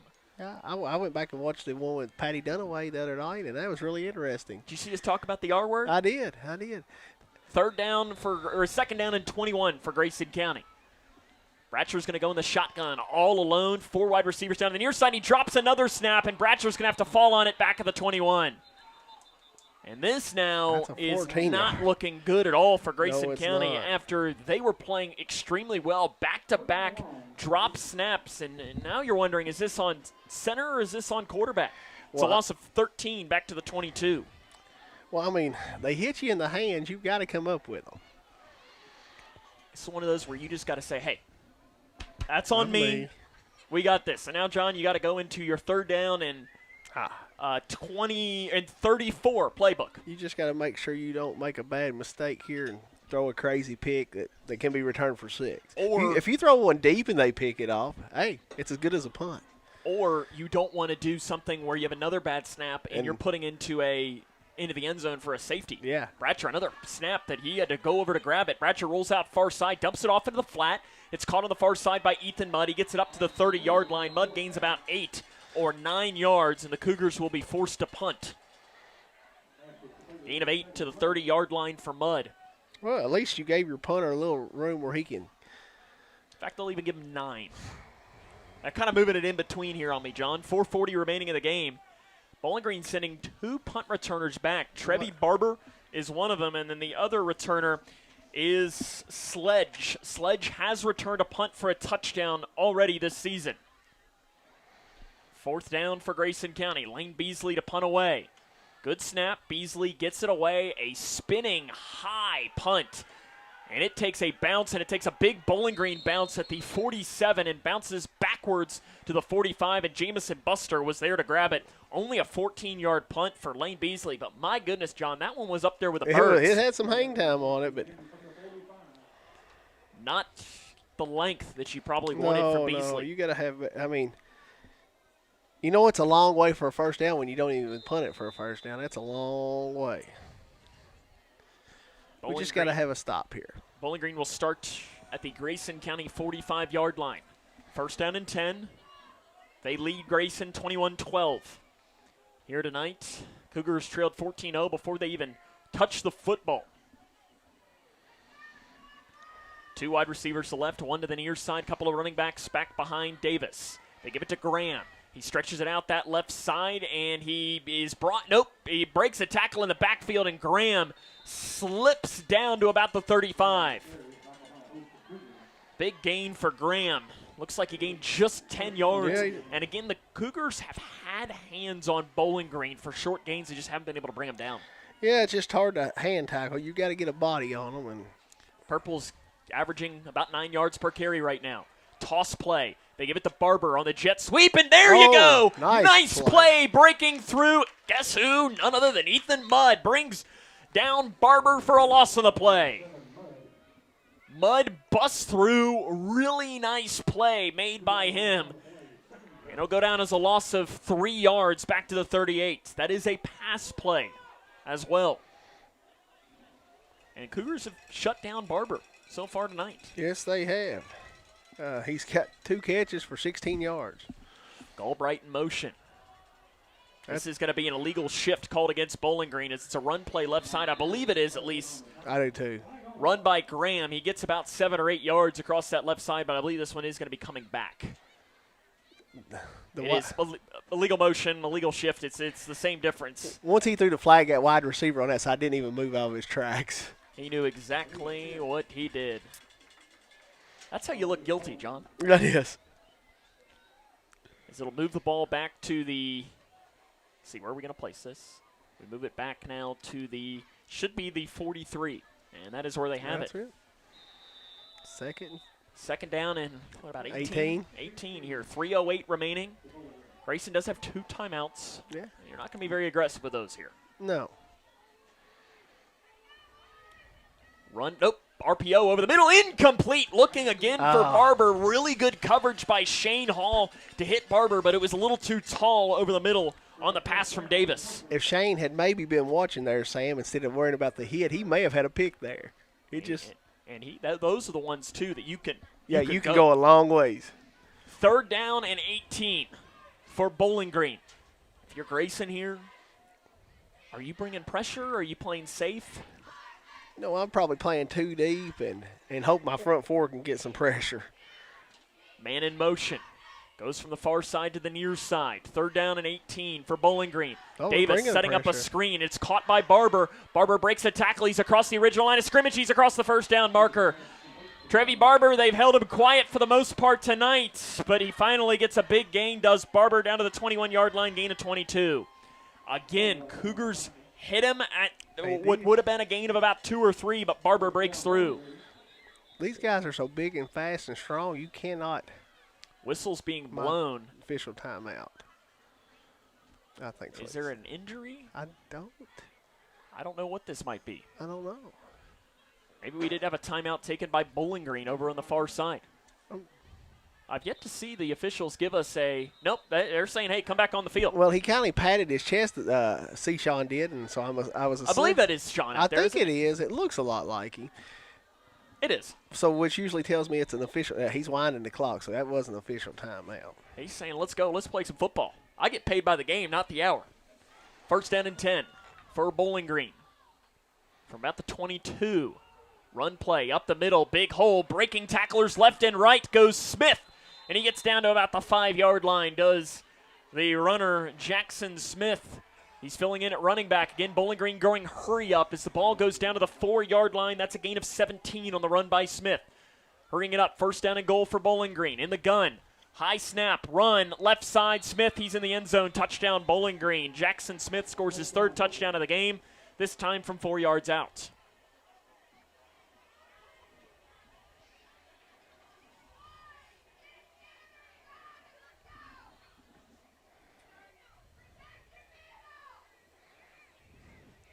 .217 remaining in the first half. Bowling Green leads 27-12. Gonzalez, it's not been perfect on the on the PATs. I mean, he's made them all. That one, though, no doubt. Gonzalez puts it through. Bowling Green now leads 28-12 with .217 remaining in this first half of play. Sam Gormley and John Decker with you here tonight from a chilly evening here in Leitchfield, Kentucky. This would be what I would classify as football weather, John. Yes, it is. Say these guys like it out here. They're not going to hopefully cramp up and everything with this cooler weather. So Did you like playing in the cold? What was your ideal football temperature? Yeah, night like tonight, as long as it wasn't raining. Oh, a night like tonight when it's raining, it's miserable out there. Once you're muddy and wet. But, yeah, not like tonight. If it's pretty, it's a great time to play. Really, for a lot of these guys, you could go tell them, say, hey, guys, we got to go out there on that pavement and play. And they'd say, let's go. Definitely. Yeah, that's what you classify as a football guy. Football guy for sure. 2:17 remaining. Cougars can go 2 for 1 here. I'm interested to see how aggressive you get. Yeah, me too. I think it all depends, Sam, on your first play. If you get 5 or 6 yards positive, then you probably pick it up and play. And it probably depends on where we start from, too. Maybe you can get another good return. The kick from Bowling Green will be done by Cale Phelps. A spinning kick, knuckleballer, bobbled by Buster. He picks it up at the 16-yard line. Buster runs into his own blocker, breaks a tackle. Buster breaks a second tackler at the 25-yard line and gets it up to about the 27 to the 28 on the return for Buster as he ran into one of his own tacklers. If he wouldn't have done that, he had a little bit more space. He would have been a little, he would have got a few more yards. That slowed him down. I'm going to say to the 29 on the run. 13 yards, okay.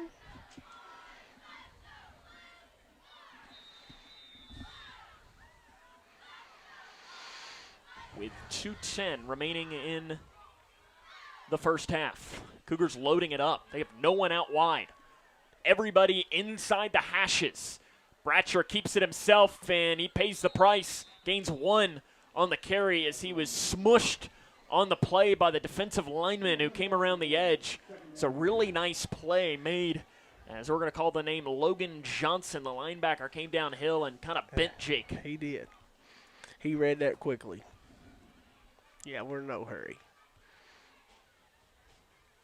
I kind of was curious with us getting the ball back if Bowling Green would take their timeouts. I'm sure they're saying 28-12. We're probably feeling okay with this, and maybe you take one after this play. Yeah. Because they've also seen that we've been able to score quick. Yeah. And now the Cougars going to go under center.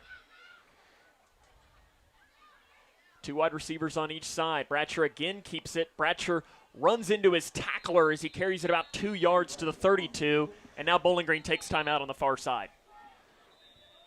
As he gets it to the 32-yard line, Bowling Green takes a timeout with 1:14 remaining here in this first half of play. I did look down here. I see Mr. Spirit wants to thank everyone for their birthday wishes and cheering on the boys tonight. And I'm sure, John, I guarantee, on that punt return by Caden Tyner, I bet you he was doing flips. I bet he came out of that recliner tonight, yeah. Glad to see he's doing good watching us tonight.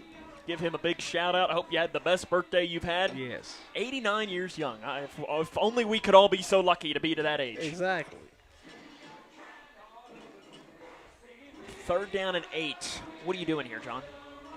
I'm going to try to get Buster on the outside. Because we ran 2 with Jake, pulled it. Now it's time maybe he can pitch that little pitch out to Buster and get him on the outside. I'm not putting it in the air and stopping the clock. Maybe a screen?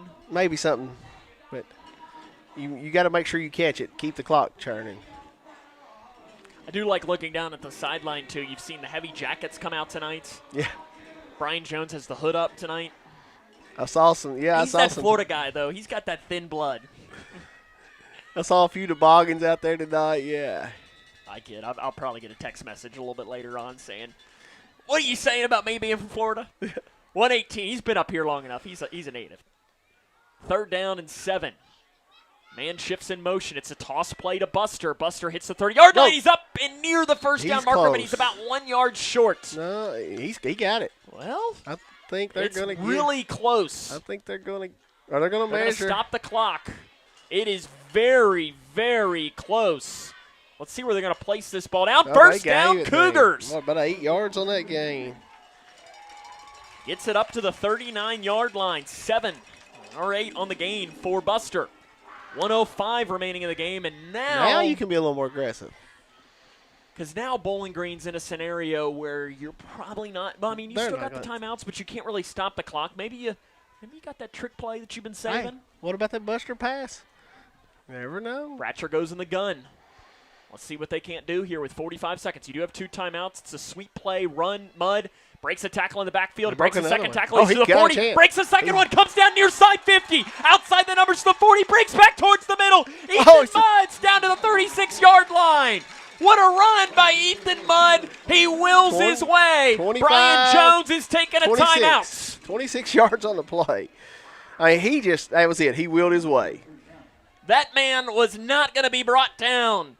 Ethan Mudd now has run it 7 times for 62 yards. John, that is an average of just about 9 yards a carry.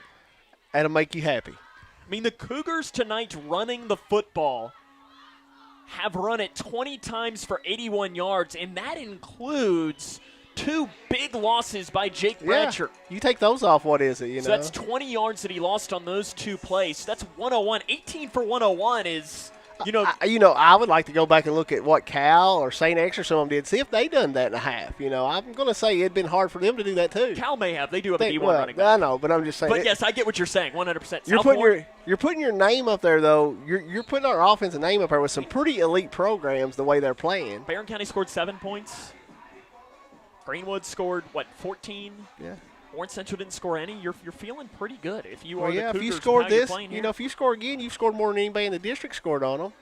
Yes. And that's a pretty darn good Greenwood team too. It only scored 14, but they held them to 17. And that 17 was a field goal as time expired. Yeah. First down and 10. You do have Lane Beasley. That can kick it from 35, 40 yards. So another first down, we're in field goal range. First down and 10 from the 35 of Bowling Green for Grayson County. In the gun goes Bratcher. Cougars trail 28-12, 34 seconds remaining here in this first half. Bratcher, high snap, play fake. Bratcher looks over the middle, intercepted. He threw it right to the linebacker. Coming down to the near side on the return is Logan Johnson, and he's going to be dropped to the 40-yard line. He read it perfectly, and Bratcher threw it right to him. Yeah, it looked like he was the intended receiver the way it. And now you've given Bowling Green 25.6 seconds. How aggressive are they? And I wouldn't be surprised if they're very aggressive with 2 timeouts. I could see them going deep here.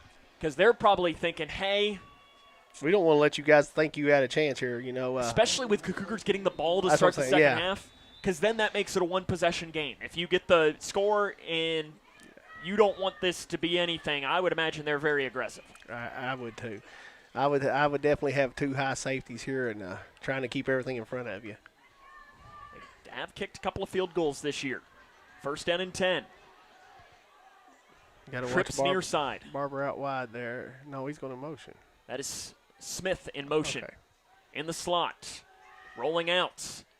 A swing pass it over to the far side. That's the running back, Graham.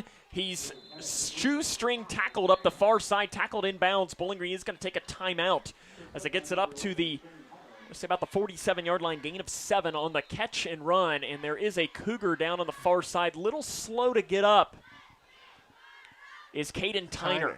Yeah. He's been dealing with a shoulder most of the season. They gave him 10 yards on that? As it started at the 40 is what I have written down here. Okay, well, I thought so too, but they've got a first down, and I don't know if the chain. I think the chains might be having some issues. They've given him a first down, though, which I don't think is right. I don't think I had it written down as the ball started at the 40. Yeah, that's exactly where the interception ended, was at the 40. Interesting. I don't know that it's really going to matter that much. No, I don't either, but I had it only as a gain of 7 on that play. Again, there is a timeout taken by Bowling Green. I still have yet to see another score from Warren Central Barron County. We have to hope that Barron has taken the lead in that game. Again, if Barron wins, the Cougars are in the playoffs. If Warren Central wins and our result holds, then I'm going to have to do calculus next week, John, and I don't really want to have to do calculus on Halloween night. No, me either. I would rather us know that we're in the playoffs when it comes next Friday night. First down and 10. Davis to pass. Davis steps up, dumps it off over the middle. It's caught at the 50-yard line to the 45, trying to get it outside. Camden Cornwell chasing the runner, Graham, who gets out of bounds at about the 39. That's going to be a blindside block there. Yeah, that was kind of a dirty hit on that sideline. I was watching the ball. I didn't see it. Oh, he blew our cornerback up from a blindside hit. It's going to be a personal foul. I always love to, they have to ask, Brian Jones, do you want to accept that? No, let's give him the first down. Yeah.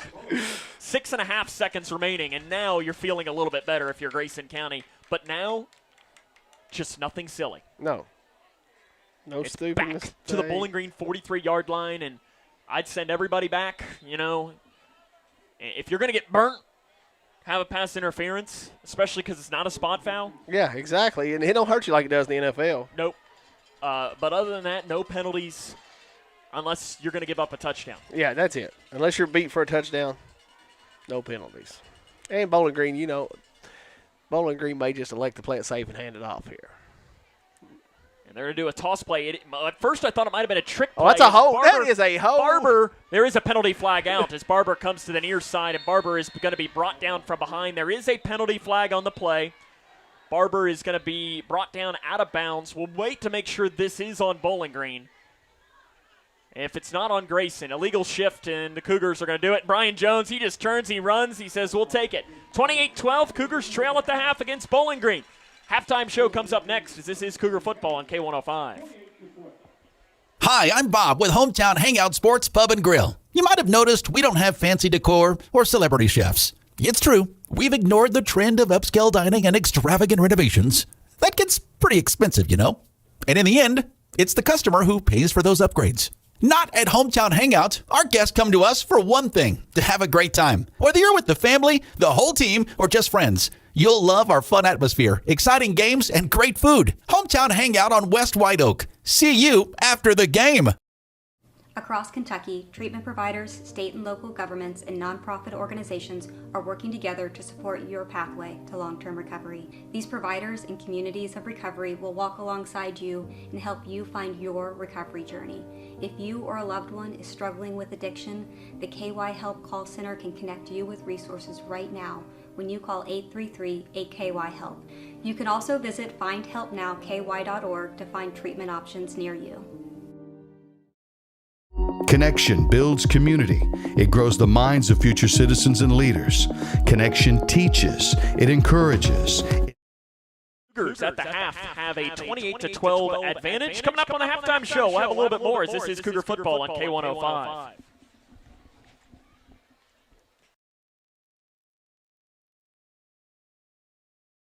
Connection builds community. It grows the minds of future citizens and leaders. Connection teaches. It encourages. It builds confidence through relationships, through partnerships, through small daily acts, through high-impact programs at all levels. Connection says together, we can. The one thing I know about Grayson County Schools, when you get the right people going in the right direction, anything's possible. We are GC Connected. When you bundle home and auto, good things can happen. You get a local agent who can help you choose the right coverage for you at a price that's right for you. Call State Farm agent Duda Hudson in Leitchfield today.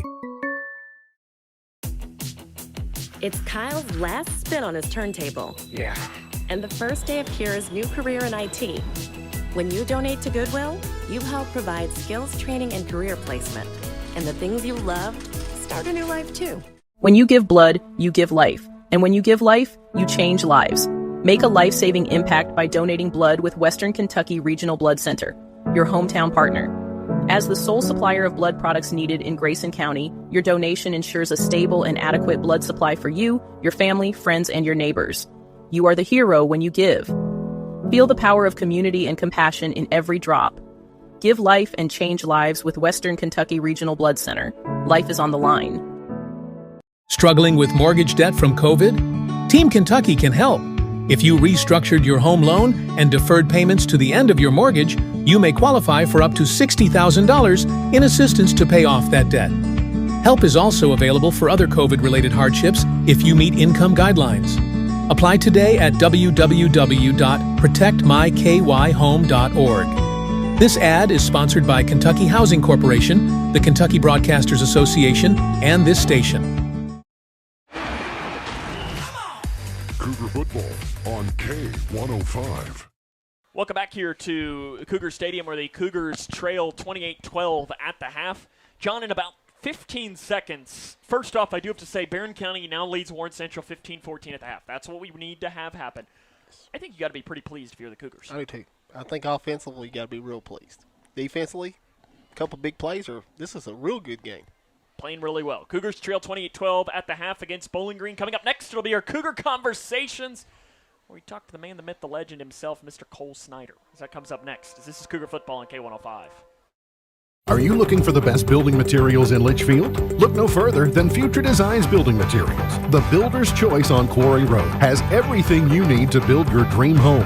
Jim writes, I'm so glad I came to Future Designs for my new roof. The staff was so helpful and knowledgeable, and they made sure I got the right materials for my needs. Thanks, Jim. Future Designs is more than just a building materials store. Future Designs Building Materials on Quarry Road in Litchfield. FDBM.net. Building on experience.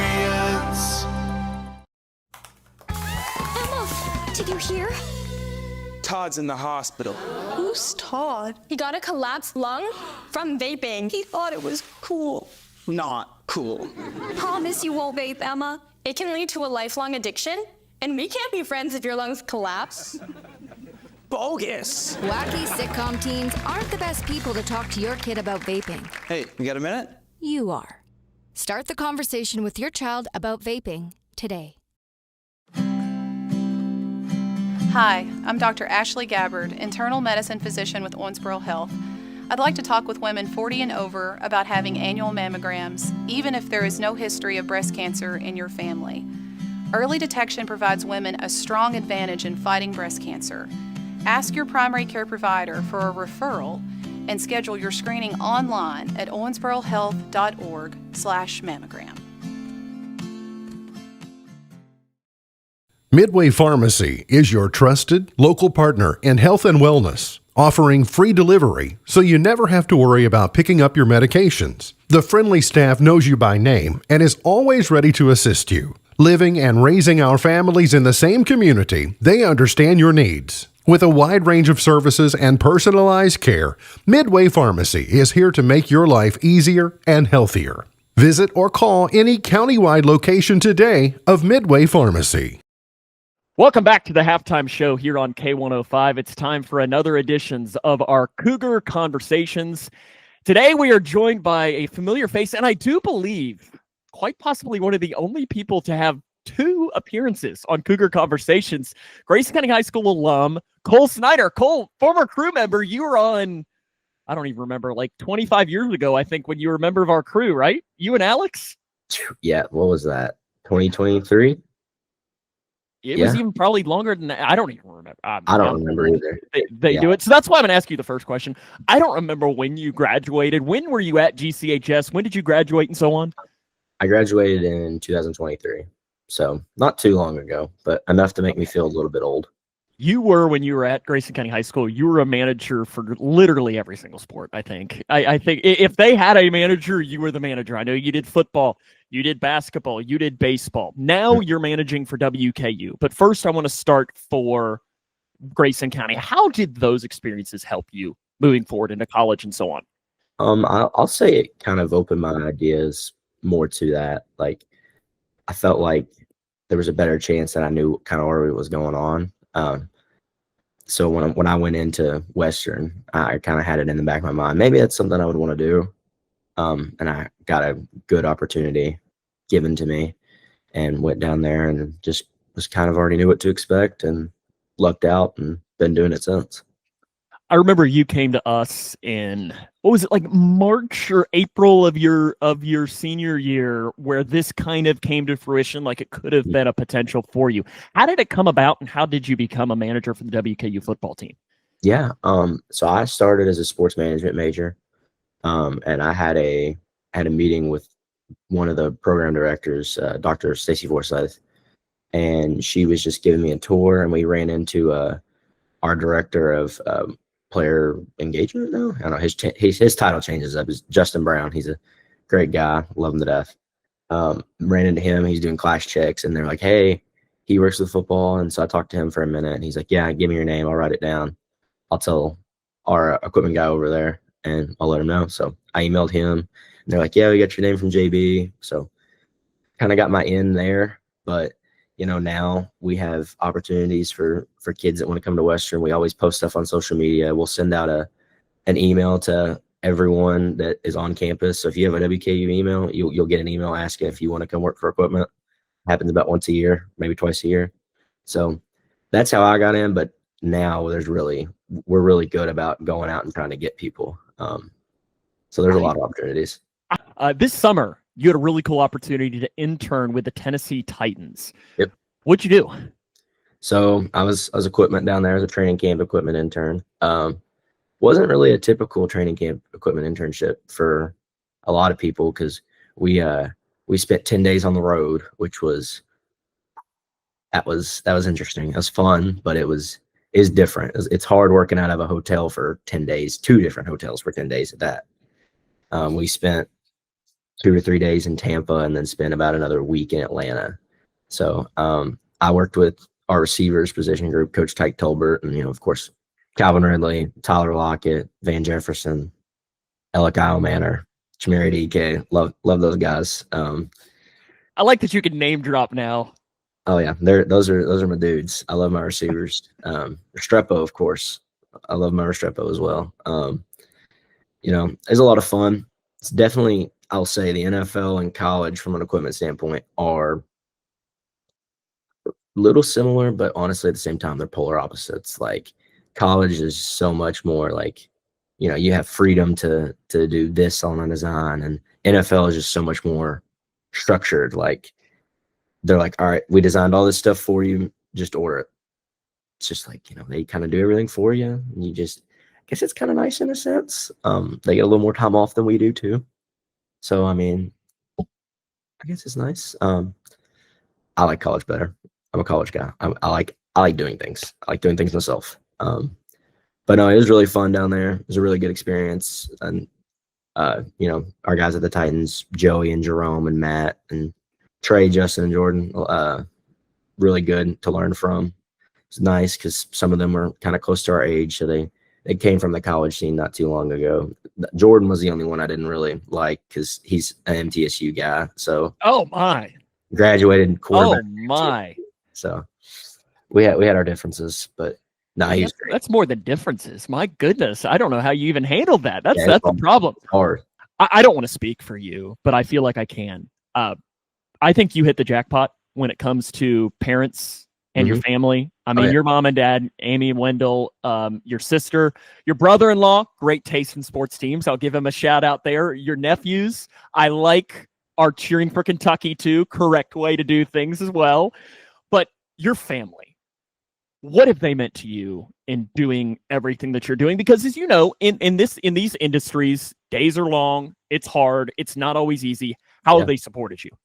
Yeah, I really gotta thank mom and dad, because at the end of the day, this isn't a paid position. I'm of course on scholarship, but if it wasn't for them helping me, like financially, helping me with my rent and everything, it would be really hard because I'd have to have a job on top of things. And they're so supportive and telling me to go after what I want instead of worrying about them and just doing what they're like. You gotta do what you want. You can't worry about anybody else. Don't worry about us. Do what you want. If you want to, move up across the country for a job, go. Like, I have a really, really good support system, and it makes me feel good every time that I do something right, because they're always the first ones to congratulate me and support me in the highs and lows of it.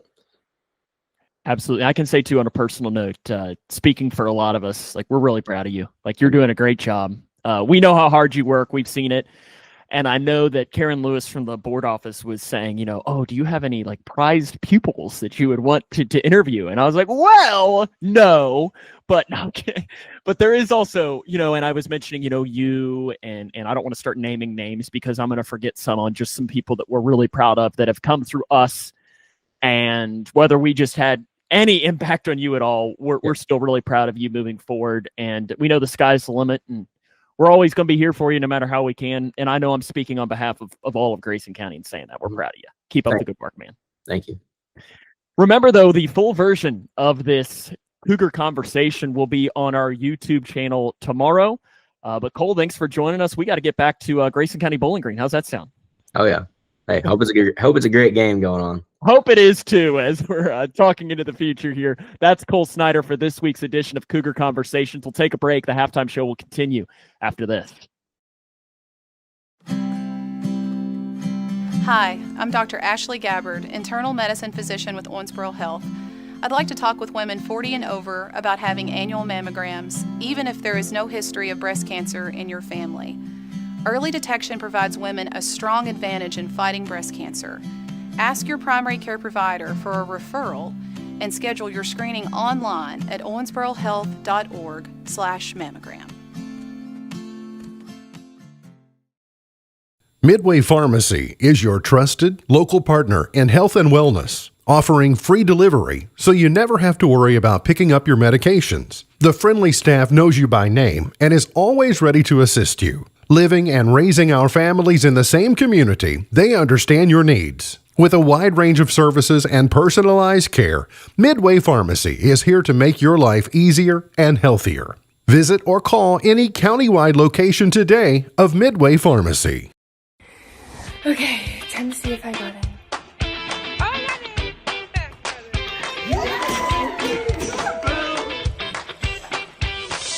Yes! It is my honor to welcome you to the class of 2029. See you, teacher! Congratulations and welcome to the Big Blue Nation! Everyone deserves a bright future. Find your future at futurity.org. I crave adventures that spark joy and create memories. Sailing the seas with Royal Caribbean or exploring the magic of Disney parks. And with your global getaway, my dreams are expertly crafted. From all-inclusive Caribbean resorts to tailor-made itineraries, Mark turns wanderlust into reality. Why settle for ordinary when you can have extraordinary?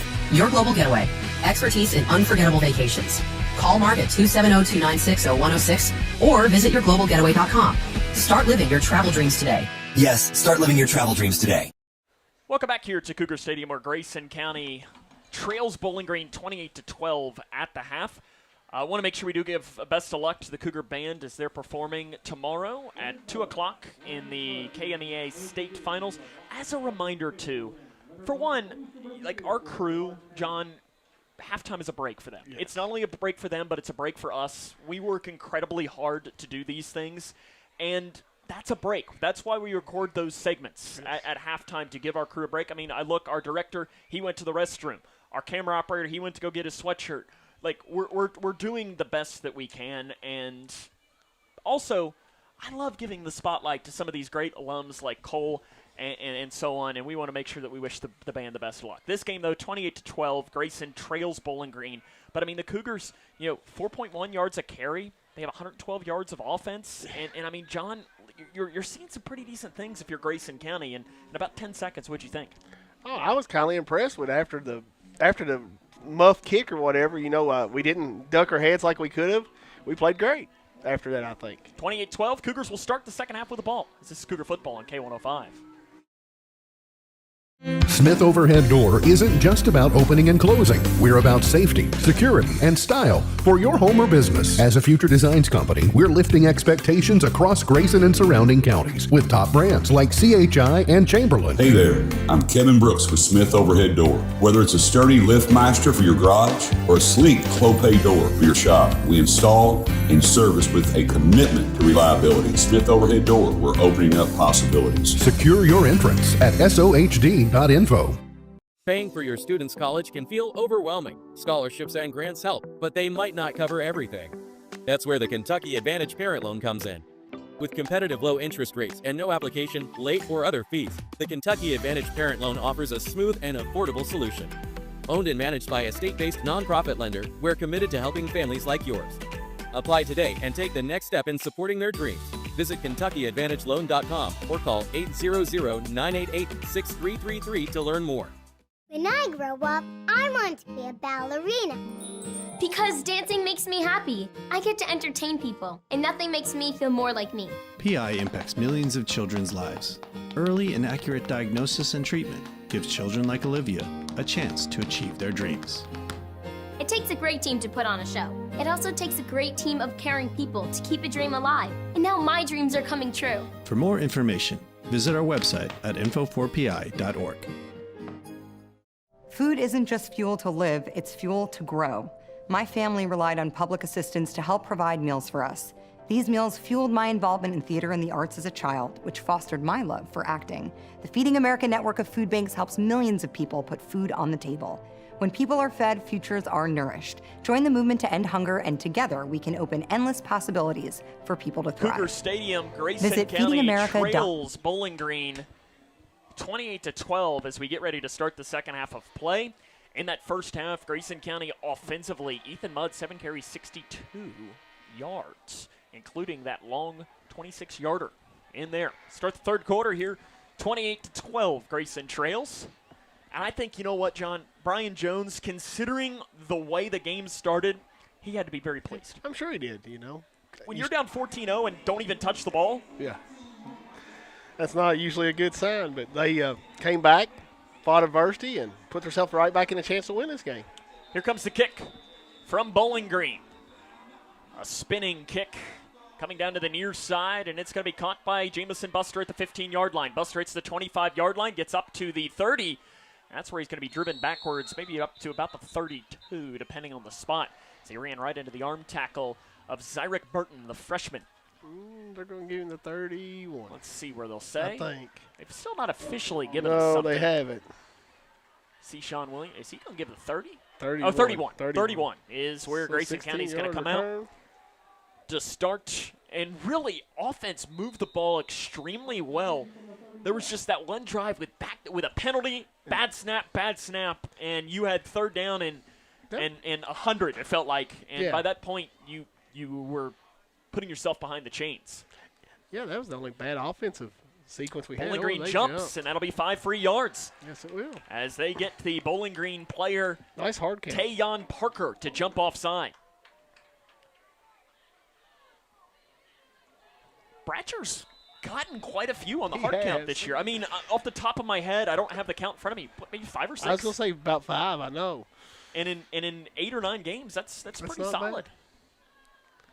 I mean, that is an art for that. It is. One of my favorite players was great at that. Aaron Rodgers, man, he used to get that and throw that bomb. Go for him last week. First down and 5 for Grayson County. Not so well. Handoff, Mudd bounces it outside, and he's got it. Up across the 40-yard line, first down, Grayson County.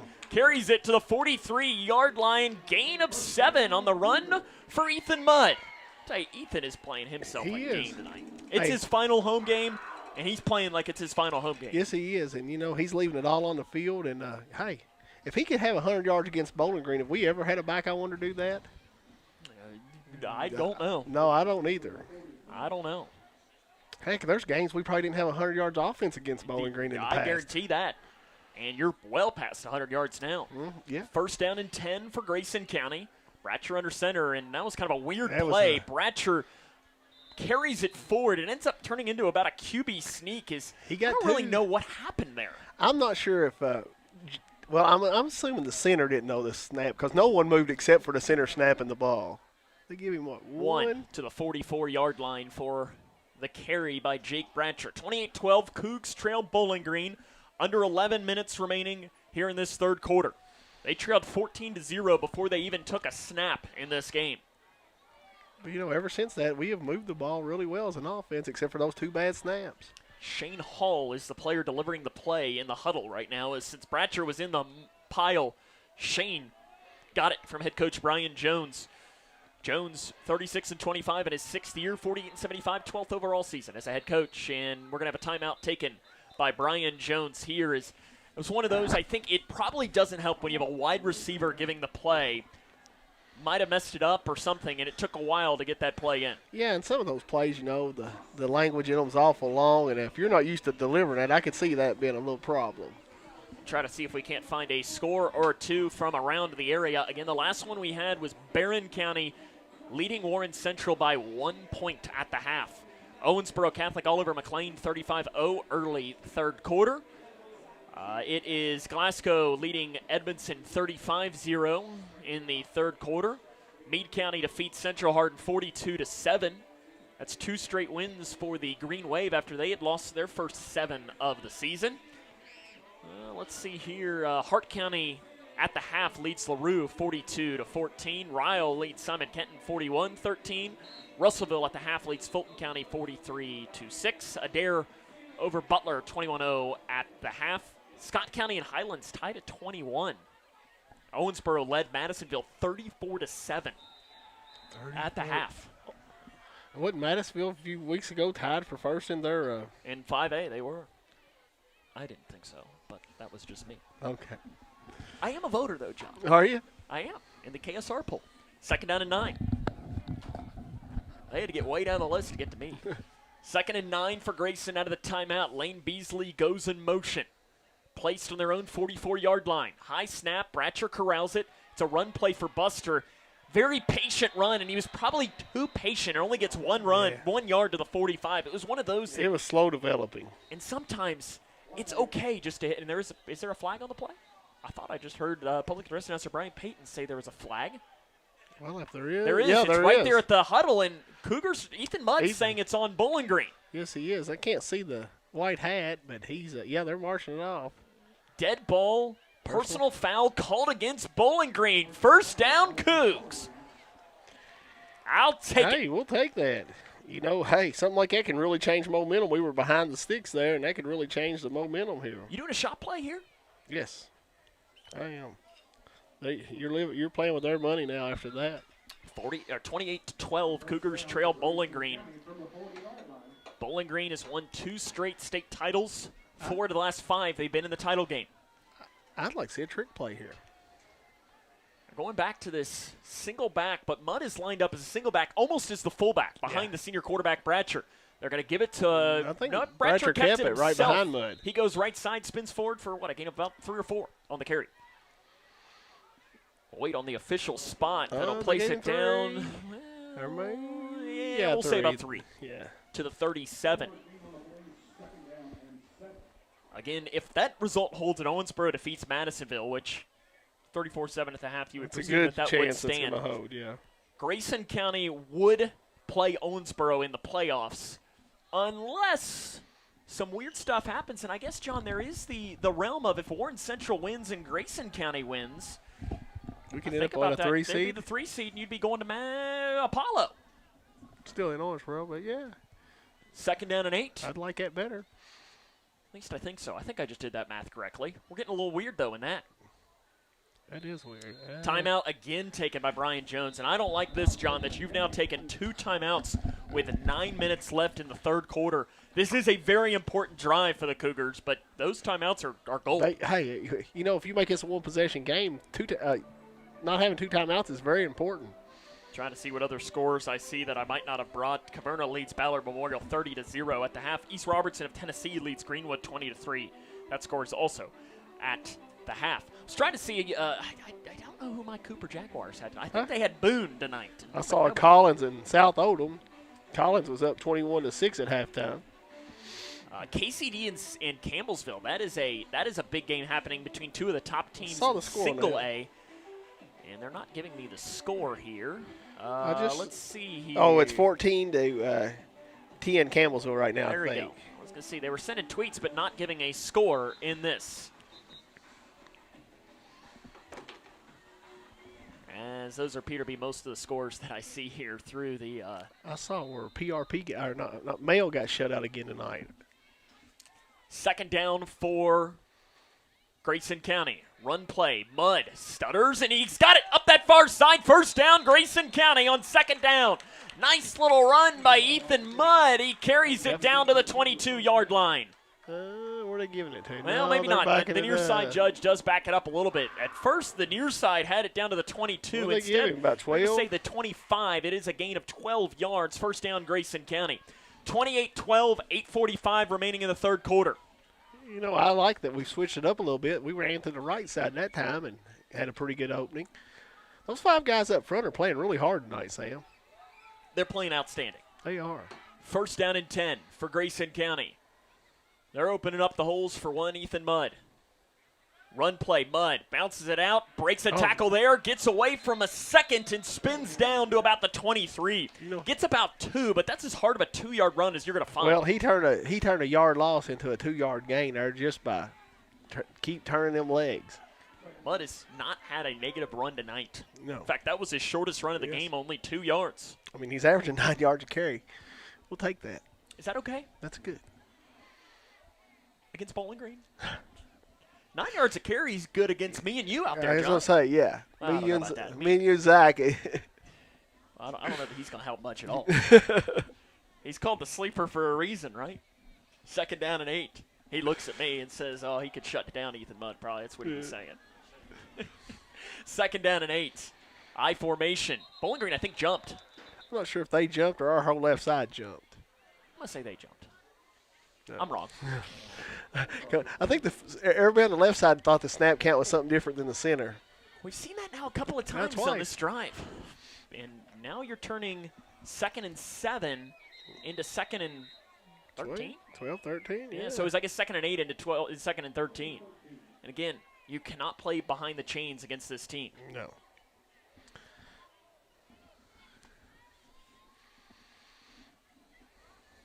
I formation. One wide receiver down to the near side. Toss play. Buster hits the 30-yard line, runs into his own blocker, dives up across the 25.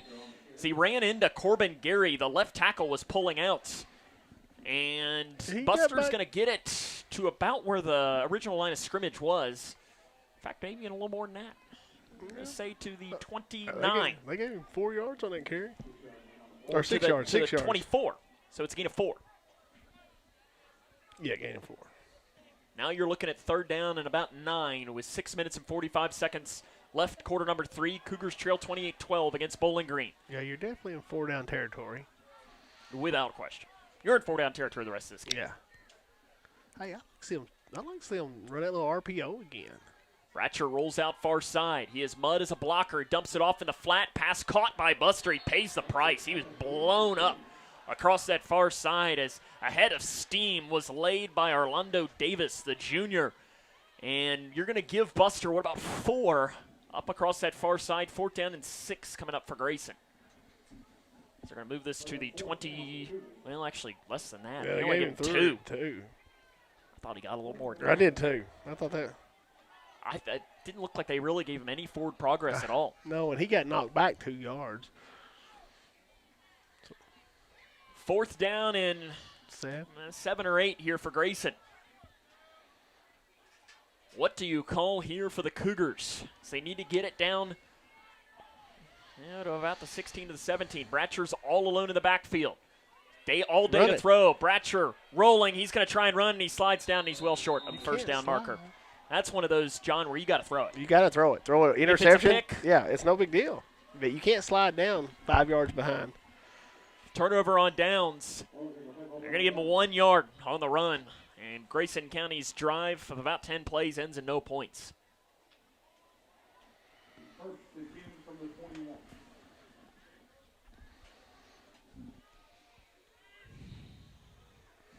.534 left in the third quarter. Bowling Green trots back out.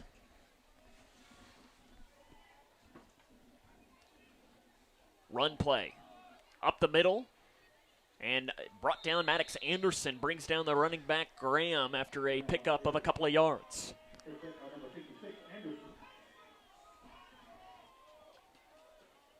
We'll see, they'll give him 3 to the 24 on the run. 2nd down and 7. 5:10 remaining third quarter. 28-12, Bowling Green leads Grayson.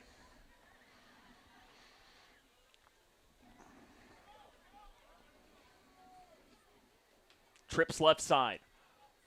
RPO, high catch made by Smith at the first down marker. Then he runs backward, but still looks like he didn't get enough to move the chains. He did take a step back, John, which almost lost him the first down, but he ends up getting just enough to the 32-yard line.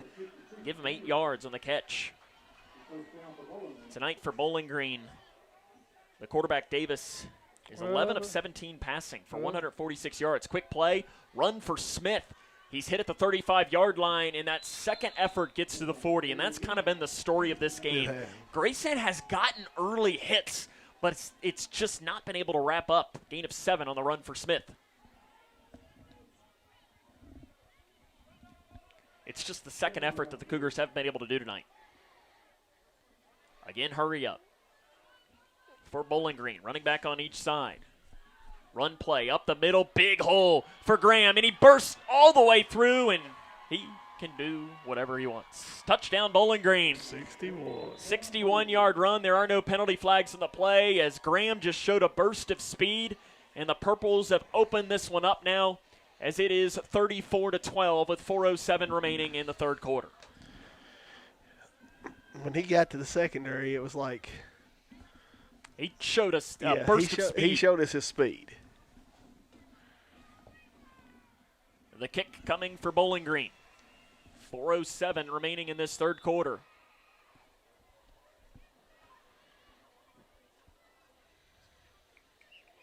Good snap, good hold, and the kick is good. Bowling Green leads 35-12, 4:07 remaining in the third quarter. This is Cougar football on K105.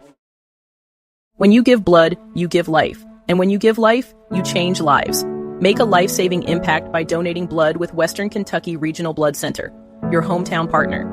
As the sole supplier of blood products needed in Grayson County, your donation ensures a stable and adequate blood supply for you, your family, friends, and your neighbors. You are the hero when you give. Feel the power of community and compassion in every drop. Give life and change lives with Western Kentucky Regional Blood Center. Life is on the line. Paying for your student's college can feel overwhelming. Scholarships and grants help, but they might not cover everything. That's where the Kentucky Advantage Parent Loan comes in. With competitive low interest rates and no application, late, or other fees, the Kentucky Advantage Parent Loan offers a smooth and affordable solution. Owned and managed by a state-based nonprofit lender, we're committed to helping families like yours. Apply today and take the next step in supporting their dreams.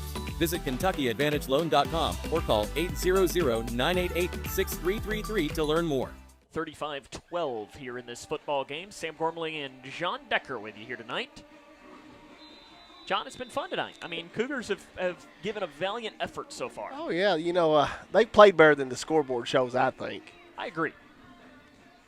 Kick is going to be caught at the 9-yard line by Grayson County to the 20 and getting up to about the 25 on the return for the Cougars. That was Caden Tyner giving him a chance. Tyner, of course, has the big play of the game, a 95-yard punt return. And usually we only do the play of the game for wins, John, but I think we're going to do one tonight. I do, too. I think he deserves it. I mean, that was just, you know, I'm not sure what the school record on a punt return is, but, Sam, it's got to be pretty close.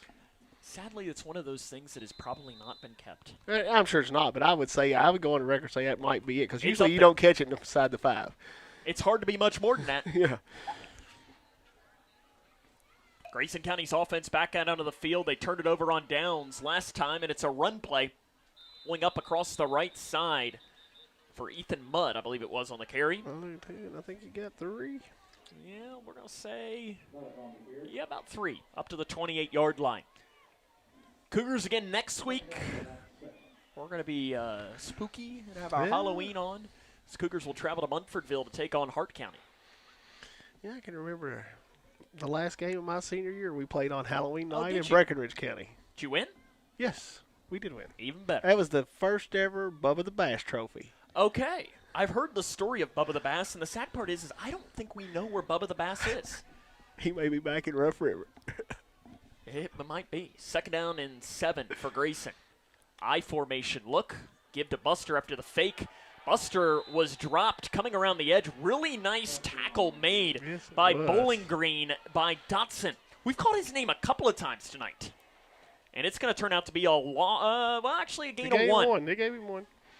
Yeah, you know, Buster's not had but 5 carries tonight. But Ethan Mudd and Jake have had quite a few tonight. Mudd, what are we at right now? He's at 90 yards. 12 carries, 90 yards. We got to get him at 100. That's something to remember on senior night. We get him at 100. Against Bowling Green. 2:35 left in the game. In the third quarter, rather. It is 35-12. Bowling Green leads. And I'll say this. Don't be surprised if Bowling Green finishes the regular season with a losing record and wins the state championship. I don't know that. I would be surprised. Yeah, I mean, Trinity did that.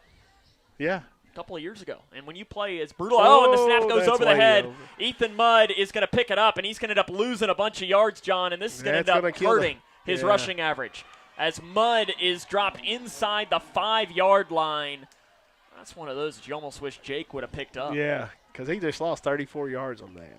As it'll go all the way back to the 5-yard line. That is a loss of 24 yards on the run for Ethan Mudd. Oh, yeah. Yeah, 24 yards to 34. Bad snap. The snaps haven't been great tonight for Grayson County.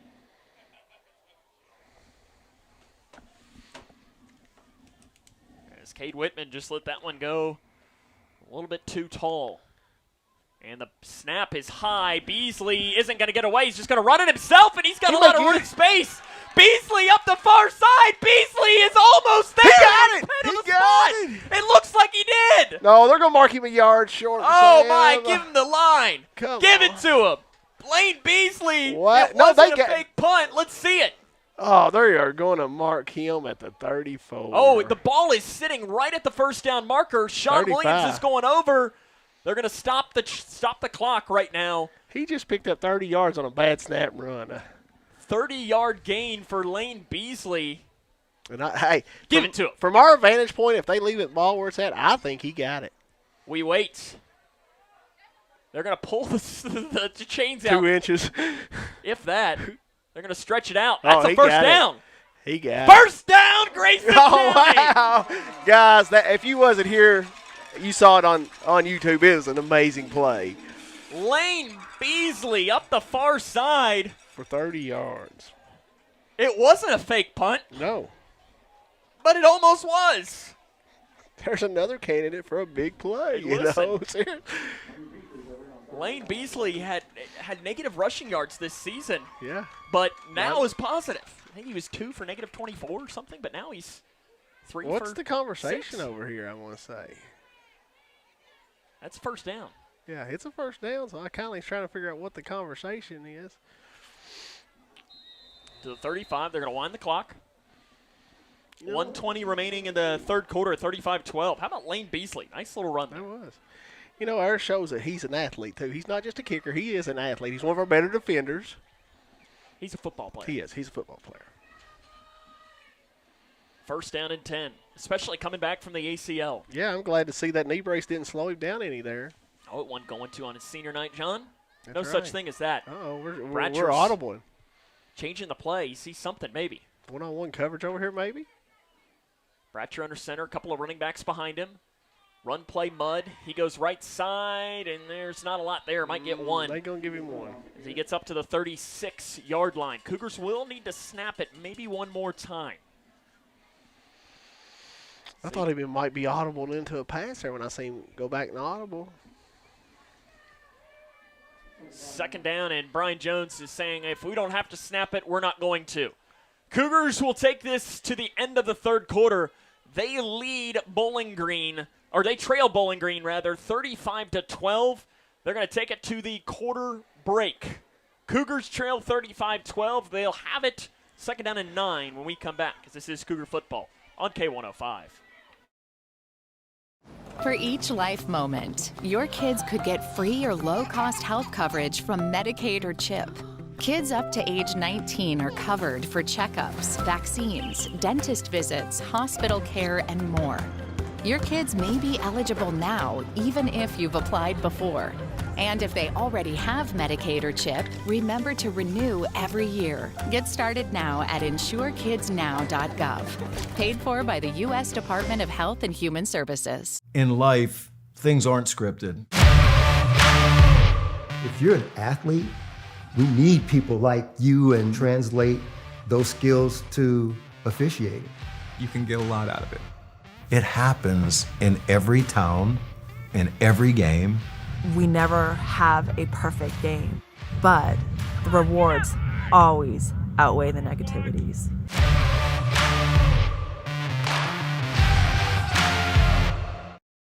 Cougars have given a valiant effort tonight. We start the fourth quarter. They trail 35-12. I've not seen another score. Oh, there we go, John. That's the one that comes in. That I really like. Cooper 49, Boone 3. Oh, that wasn't the one I was wanting to see, That's the one I was wanting to see, John. I got some friends that went to Boone. Boone won like the first 3 or 4 games in that series, and Cooper has dominated them since. Not that anybody cares but me, but you know what? I want to patronize myself for 10 seconds of broadcast. There you go. Second down and 9.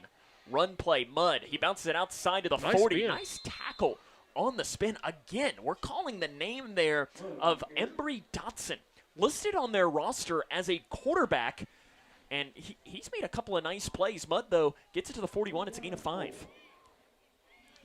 Yeah, you know, he hit Mudd and made a good hit on him. Mudd spun and probably got an extra yard out of that, though. South Warren has opened it up against Davis County. It's 49-6. Davis led that game 6-0.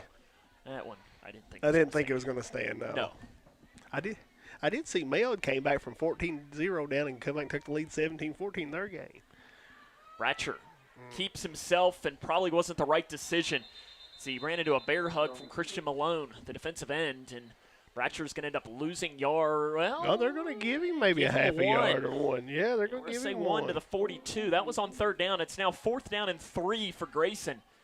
What do you draw up here? 11 minutes to go, and I mean, obviously you're going for this.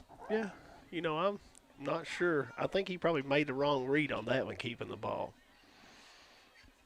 And that running that option is very difficult. It is. I wouldn't want to be in his situation to have to make those reads. Let's see what they call here. Mudd has picked up a 4th down. Cougars have a couple of 4th down conversions tonight, including the highlight, the 30-yard fake punt, I use in quotation marks, of Lane Beasley. Shane Hall goes out wide to the right.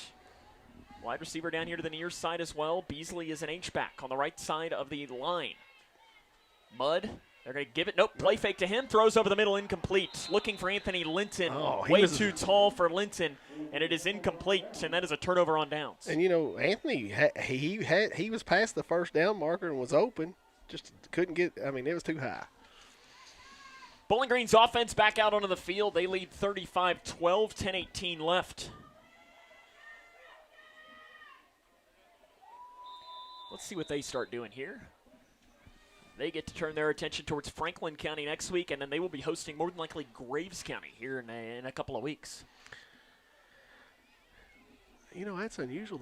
Is that Graves County's a 4 seed? Yeah, because you have Apollos who had a good year, and then Madisonville and Owensboro. That's just a really good district. It is a really good district. Graham run up the middle, hits the 40-yard line. Evan Hasty wraps him up there. See, they'll get it down to the 38, gain of 4 yards on the run for Graham. Cougars next week will travel to Hart County, who has been very good these last couple of seasons, and they're having another really good year, as I believe they've only lost twice all season. I think those were at the beginning of the year, wasn't they? You are correct. I think they lost to Glasgow maybe mid-season, yeah. And Glasgow's undefeated. So, you're looking at another tall task for the Cougars next week. Good football down in that area right now. There is. Another run for Graham. He goes right side, wrapped up by Linton, right at the 1st down marker. Linton was there, as was Beasley, and going to be short of the 1st down marker. As we'll get it to the 33, needing to get 1 yard is Bowling Green. They lead 35-12, just about 9 minutes left in the game. And the gun goes Davis.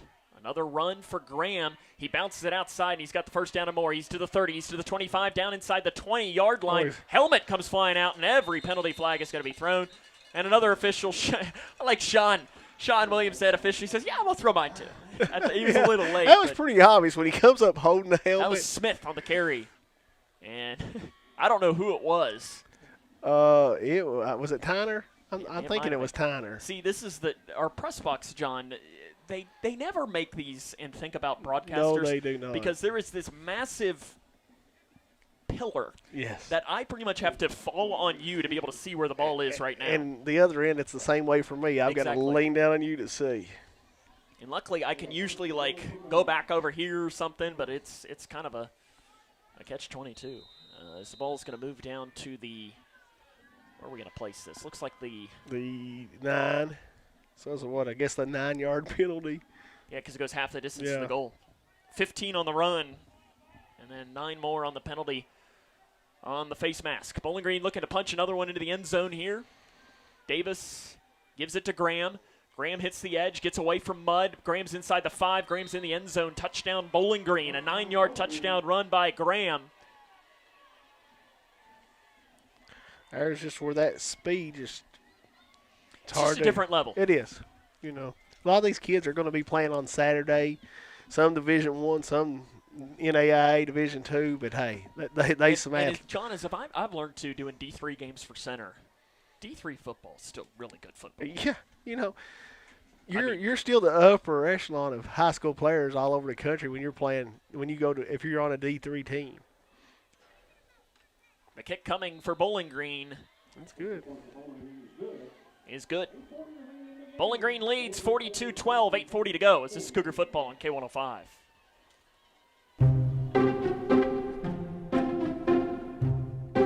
When garbage is thrown on the ground, tossed out a car window, illegally dumped, or poured down storm drains, it all ends up in our streams and lakes. Which means that pretty soon we'll be reeling in more trash than fish. Do your part to keep our new Kentucky home clean. Thanks, Team Kentucky. You complete me. Together we're one. I never want to be more fun. Together we are one.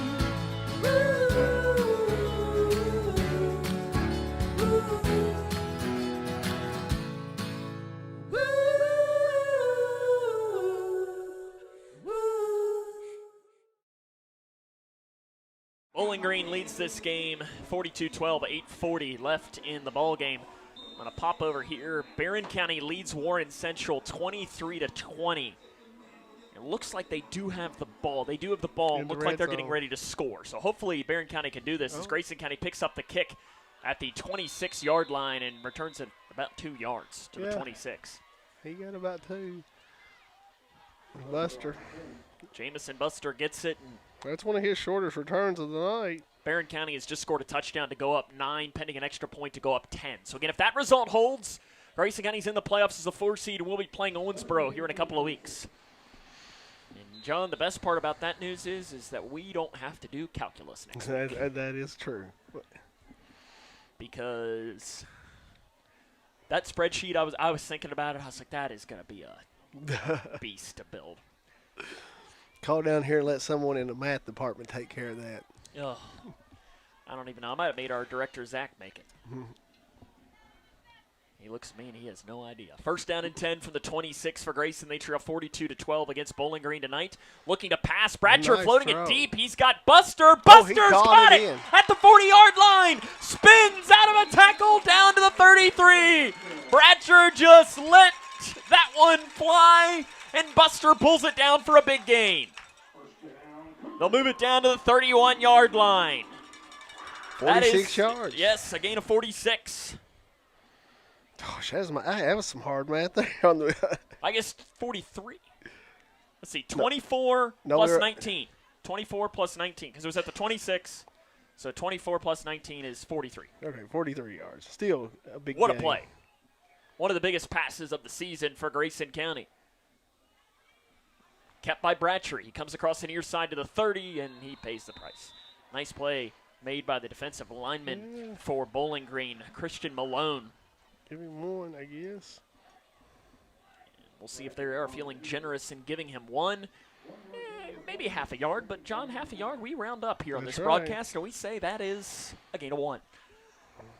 Cougars, I think, tonight in this game, you take away that bad start, and, I mean, you're in this game. You take away the bad start and the drive with 2 bad snaps.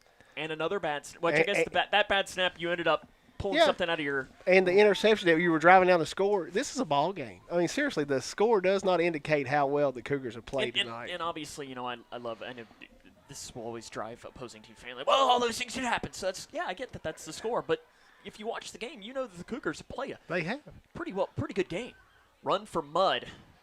Very patient run as he crosses the 30-yard line down to about the 26 on the carry. As he went to that far side, wrapped it back around, and Mudd is just having himself a nice gain. Gain of 4 yards down to the 26.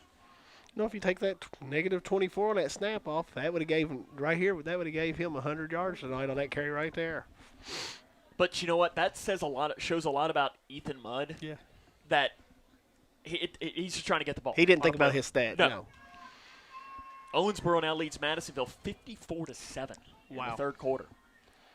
Cougars will be looking at heading to Owensboro if the Barron County lead does hold here in a couple of weeks. Mudd rips it away from Bratcher and has no gain on the run. It was one of the few times the triple option has really failed tonight. Yes, it is. Glasgow defeats Edmondson 57-0. Adair late fourth quarter over Butler 35-7. Franklin Simpson over Allen County Scottsville 42-0. Again, we mentioned South Warren well in control against Davis County. That was Ethan Mudd's first not positive run. Well, besides the snap. I don't count that. Yeah, no. That was his first not positive run of the night. He had 0. And they may have lost a half a yard, actually, but we're going to say 0. We round down. Yeah. Well, I guess we rounded up there. If it was negative half, then we round up to 0. Fourth down coming up for Grayson, and obviously you're going for this. Yeah. You've had some success on fourth down tonight. You've converted, what are you, probably 2 of 5? Maybe, yeah. And fourth and, what are we going to say, about 5 here for Grayson. They need to get this play away, and Brian Jones is going to take that final timeout. We'll take it with him. 5:26 to go. Cougars trail 42-12. This is Cougar football on K105.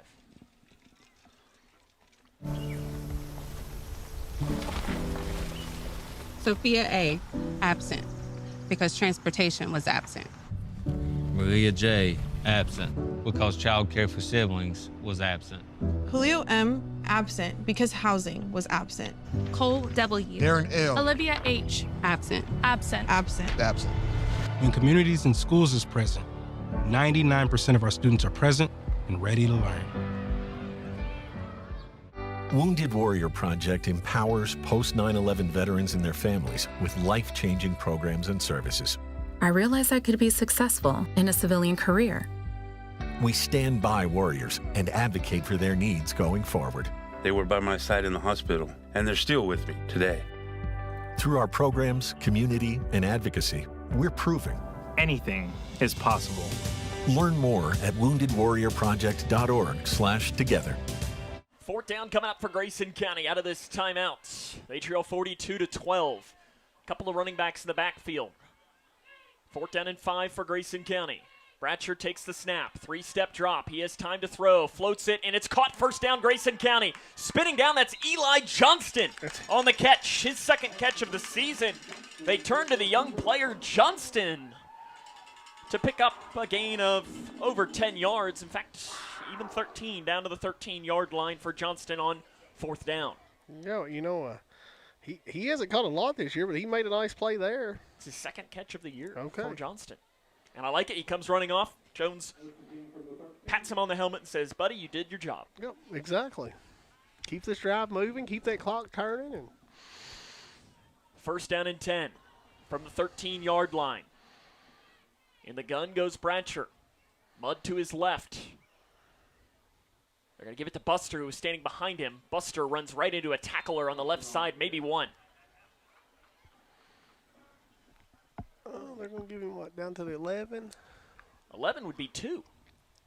Well, maybe that last play was to the 12. Okay. So maybe you give 14 on that play to Eli Johnston and give 1 on that run by Buster. 2nd and 9 for Grayson, 4:20 to go. Cougars trail 42-12. Again, a lot to like tonight if you're Grayson County.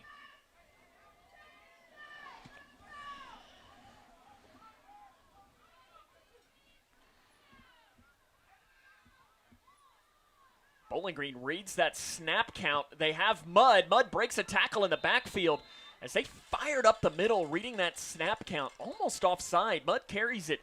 Gain of 3 down to the 8. As somebody came firing up the hole there, John. They jumped it.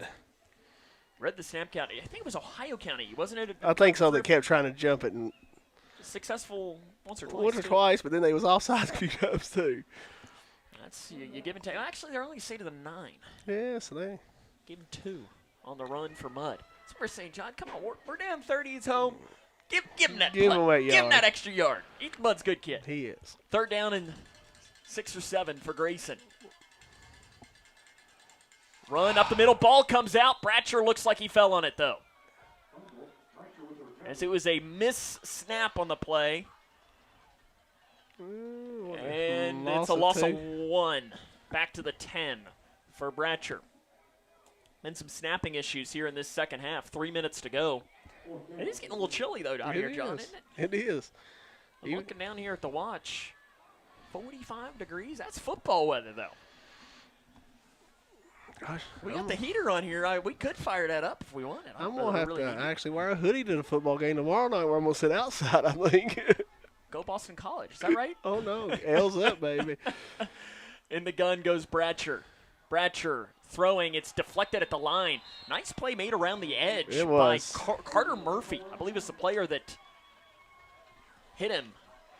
And that was fourth down, I guess. It was fourth, but they had first over on the thing, but I knew that couldn't be right. And his fourth down, turnover on downs. The ball heads back to Bowling Green, and they'll just be able to run this clock out. Very valiant effort tonight from this Grayson County squad. You know, I'm sure Coach Jones will tell us there's no moral victories, but I think overall he's got to be pleased with the effort they gave tonight. To me, John, what this shows you is Bowling Green's going to have it on their own 10-yard line.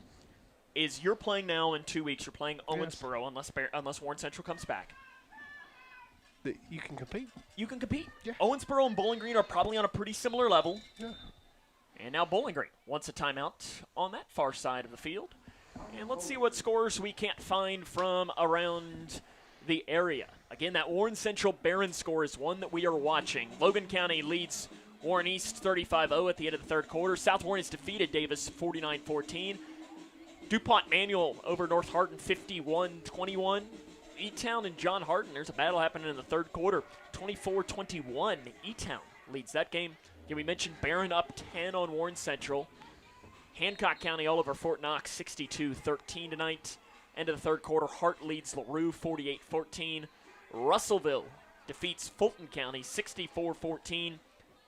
Graves County over Muhlenberg County 42-6. Apollo over Marshall County 49-6. First down and 10 for Bowling Green. Looks like Davis is remaining in the game at quarterback with a 30-point lead. It looks like they still didn't have enough players on the field, John. They didn't. They ran a wideout out there late. Run play. And nice play around the edge. I think it might have been Cornwell. Came around the edge to bring down the runner for maybe a gain of 1. Yeah, he got 1. That's a good play by Camden. I didn't catch who it was. I couldn't see who ran the ball. I think it might have been on the carry. Zach Stumbo, was it? Maybe? Let's see who it was. Let's see who the running back is in the game.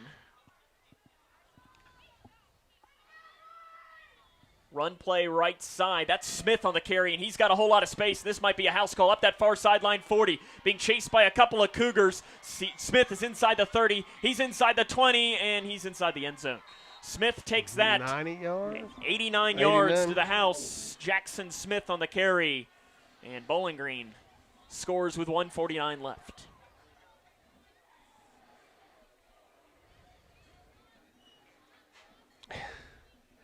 It's just amazing the difference in the speed here, though. I mean, we've saw some pretty good teams this year, but this is just the speed difference is just amazing to me. It's just a different level of football. It is. And the Cougars tonight, you know, this is the part that stinks. People are going to look at this score and they're going to say, oh, it wasn't even close. That's what we expected. Hey, they scored 12. Good job for them. But, hey, you know, Cougars, there's a lot to like if you're Brian Jones. The extra point is good for Bowling Green. 1:49 left in the game. So we'll take a break because this is Cougar football on K105. Love the hustle, Cliff. Who are you? Your lungs. We're quite proud of you. Even though you quit smoking years ago, you may be at risk for lung cancer. Okay. Well, with the routine screening, you can detect it early when it's more curable. Sounds good, guys. Can I get a little space here? Biologically, no.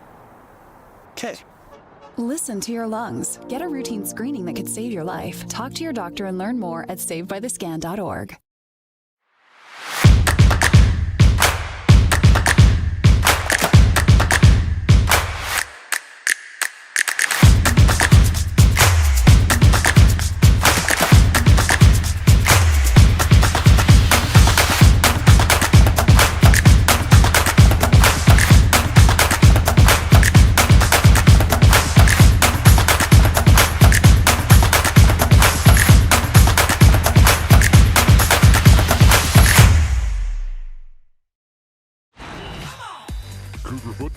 On K105. Bowling Green to kick away here with 1:49 remaining in this game. Grayson County will be able to run this clock out. Bowling Green is going to win 49-12 at least, as there's a return coming across that far side. Caden Tyner stiff arms a tackler, breaks the tackle there. He's to the 25. Tyner gets up to about the 32 on the return. That's where Grayson County is going to come out. I do want to make sure I give a shout-out here to our camera operator tonight, who, and I got to look down at our director, Zach, because literally we found our camera operator. What's our camera operator's name tonight, Zach? Lucas McClure. We got to give him a huge shout-out tonight. We had some crew issues tonight, and give him a massive shout-out because, John, you were here. Yeah. We had someone else. We've had like 3 or 4 people that have said yes and then backed out and so on. And Lucas literally showed up 10 minutes before we were supposed to start. He was here tonight and said, I'll do it. Humongous shout out to him. And that's why, you know, we've had maybe some minor issues with our broadcast tonight. That's because literally our main camera person showed up 10 minutes before we were supposed to start, and it's not even a member of our crew. We've had some crew issues. I want to give a shout-out to the academic team. They're competing at Maria. Because of that, we're down a couple of crew members, as there's a run of about 5 yards there for Mudd. Also want to congratulate Owen Embry, a member of our crew. He's in the band as he had his senior night tonight, so shout-out to Owen as well. So because of that, we were down all the way. We just have the sleeper Jack over here, and he can't do everything. And neither can you and I. No. These guys did a good job tonight. They did, and I can't speak highly of them enough of battling through some of the things that we've had to battle, and we're running some crew members down and trying to give you the best broadcast we possibly can. Mudd again a run on the left side. This will be probably the final play of the game as Mudd carries it to the 41-yard line, and that will do it. 4 yards on the run for Ethan Mudd. Bowling Green defeats Grayson County tonight by the final score of 49-12. The Cougars give a valiant effort against the two-time defending state champions, but don't quite have enough. Again, your final score, Bowling Green 49, Grayson County 12. This is Cougar football on K105.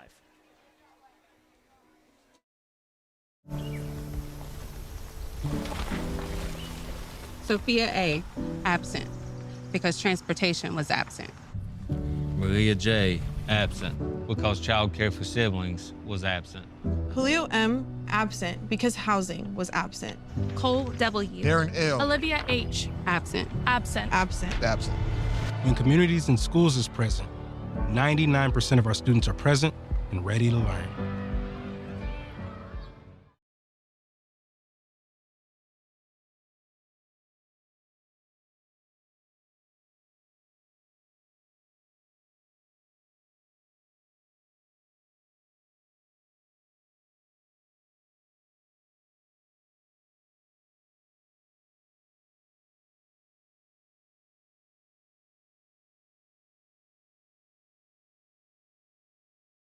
Wounded Warrior Project empowers post-9/11 veterans and their families with life-changing programs and services.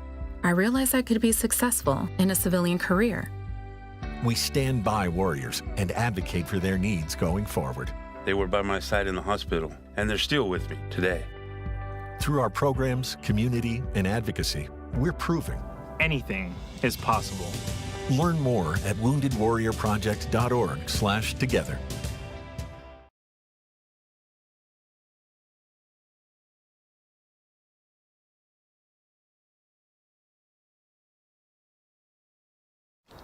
Love the hustle, Cliff. Who are you? Your lungs. We're quite proud of you. Even though you quit smoking years ago, you may be at risk for lung cancer. Okay. Well, with the routine screening, you can detect it early when it's more curable. Sounds good, guys. Can I get a little space here? Biologically, no. Okay. Listen to your lungs. Get a routine screening that could save your life. Talk to your doctor and learn more at savedbythescan.org.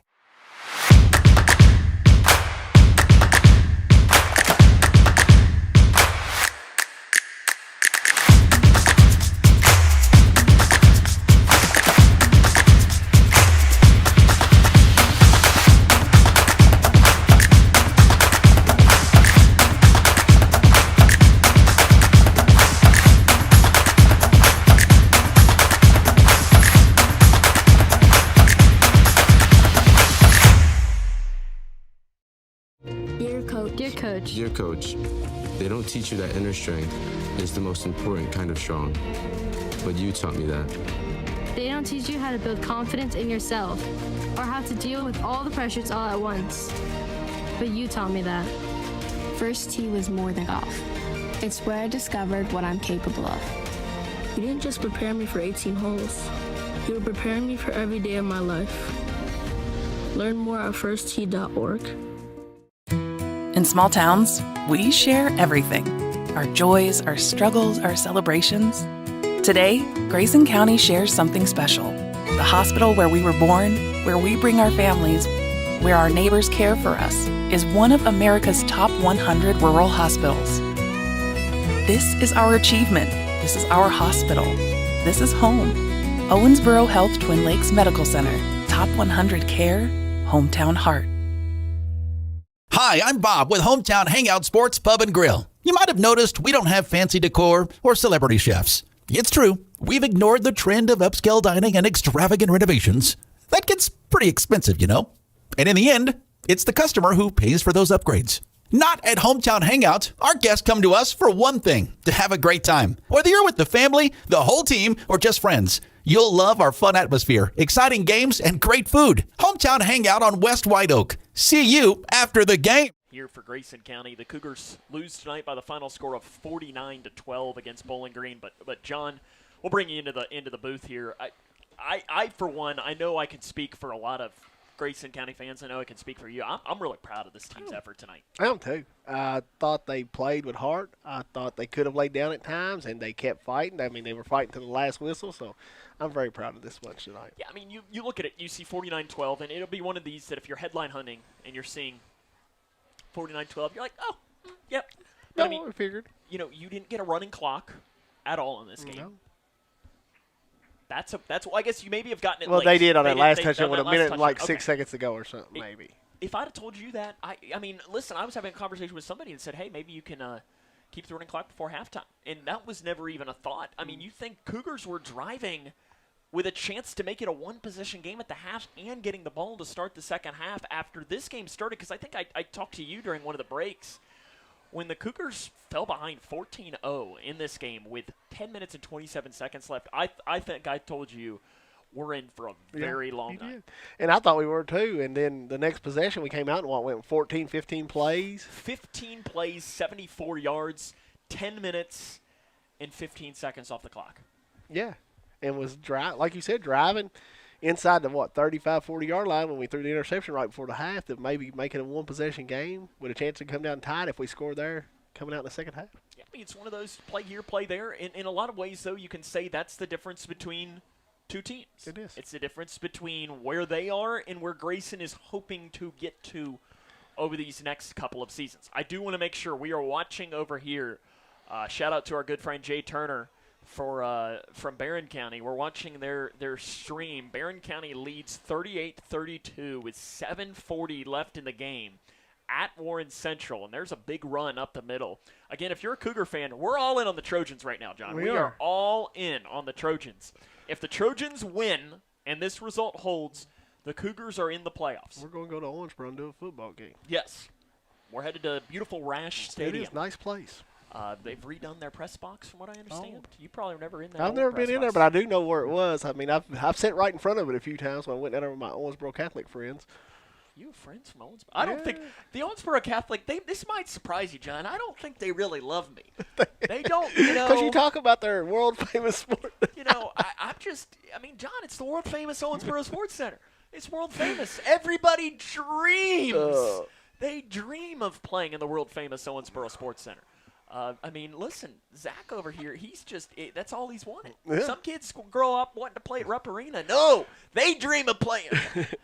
That's on you. You got me in there. You got me. You mentioned Owensboro Catholic. I'm sorry. I'm sure, see, it's funny. I have a colleague in the area that every single time basketball, when I call it the world famous Owensboro Sports, it drives him crazy. And I'll get a text message, and he's probably not watching right now, but if he is, I'm expecting a text message right away saying, really, again? Did Barron County just fumble? They just fumbled.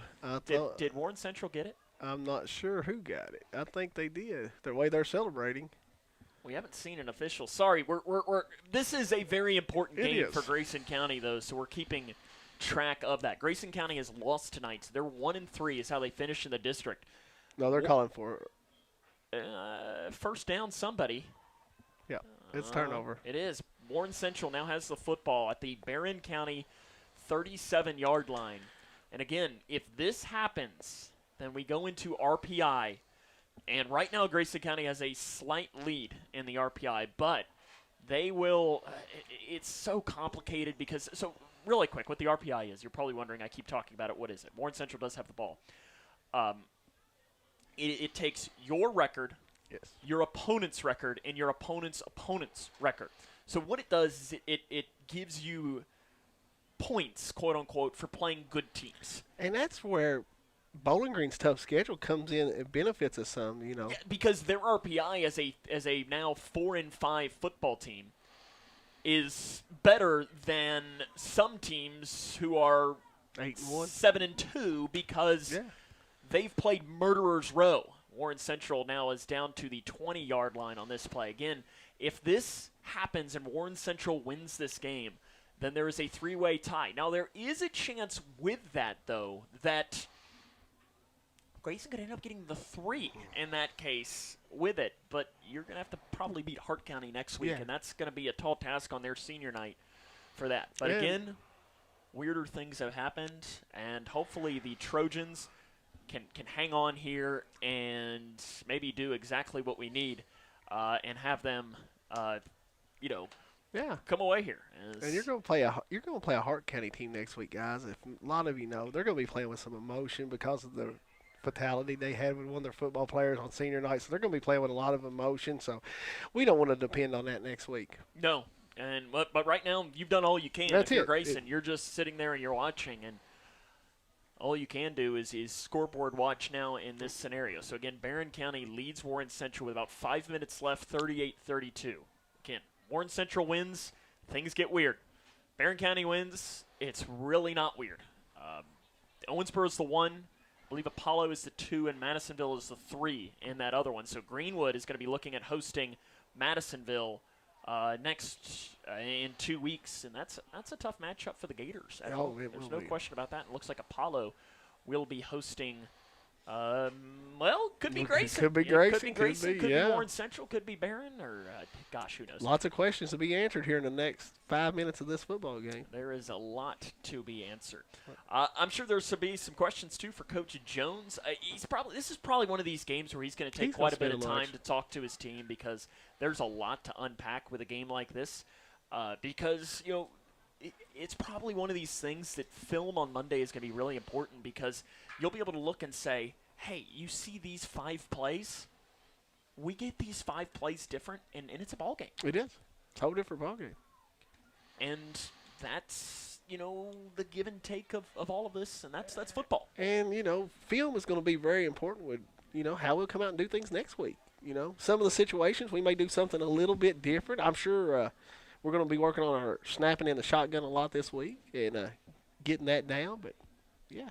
Yeah, because it didn't look great tonight. It did. At the end, it really cost us the second half. It really was a big momentum change. Yeah, a couple of times in this game. We'll take a break. When we come back, we'll talk to Coach Brian Jones. This is Cougar Football on K105. Across Kentucky, treatment providers, state and local governments, and nonprofit organizations are working together to support your pathway to long-term recovery. These providers and communities of recovery will walk alongside you and help you find your recovery journey. If you or a loved one is struggling with addiction, the KY Help Call Center can connect you with resources right now when you call 833-8KY-HELP. You can also visit findhelpnowky.org to find treatment options near you. Connection builds community. It grows the minds of future citizens and leaders. Connection teaches. It encourages. It builds confidence through relationships, through partnerships, through small daily acts, through high-impact programs at all levels. Connection says together, we can. The one thing I know about Grayson County Schools, when you get the right people going in the right direction, anything's possible. We are GC Connected. When you bundle home and auto, good things can happen. You get a local agent who can help you choose the right coverage for you at a price that's right for you. Call State Farm agent Duda Hudson in Leitchfield today. It's Kyle's last spin on his turntable. Yeah. And the first day of Kira's new career in IT. When you donate to Goodwill, you help provide skills training and career placement. And the things you love start a new life too. When you give blood, you give life. And when you give life, you change lives. Make a life-saving impact by donating blood with Western Kentucky Regional Blood Center, your hometown partner. As the sole supplier of blood products needed in Grayson County, your donation ensures a stable and adequate blood supply for you, your family, friends, and your neighbors. You are the hero when you give. Feel the power of community and compassion in every drop. Give life and change lives with Western Kentucky Regional Blood Center. Life is on the line. Football on K105. Welcome back here to Grayson County High School, where Coach Jones joins us, and we were just watching fourth down and long for Warren Central. Barron County looks like a zero blitz they might have brought there, and they bring him down for a loss. And Trojans now have the ball back with 3.5 minutes left, down 6. Obviously, is there a bigger Barron County fan in the world than you right now? Your guy John Myers, you're probably sending him some text messages. We talked a bunch actually this week. I'm sure. He was interested in kind of in what we did, our game plan and different stuff like that. So we talked a lot of different times throughout the week. And I was curious as to what his thoughts are on Bowling Green since they had already played them, and if he got to play them again, what would he do differently, kind of deal. And so we communicated a lot this week. So I'd like to see them pull this off because that kind of locks things up for us. So it does, yes. You'd be headed to Owensboro. Okay, and they beat Madisonville, I guess, by a lot. Okay, by about 50. 54-7, I think was the final. Gotcha.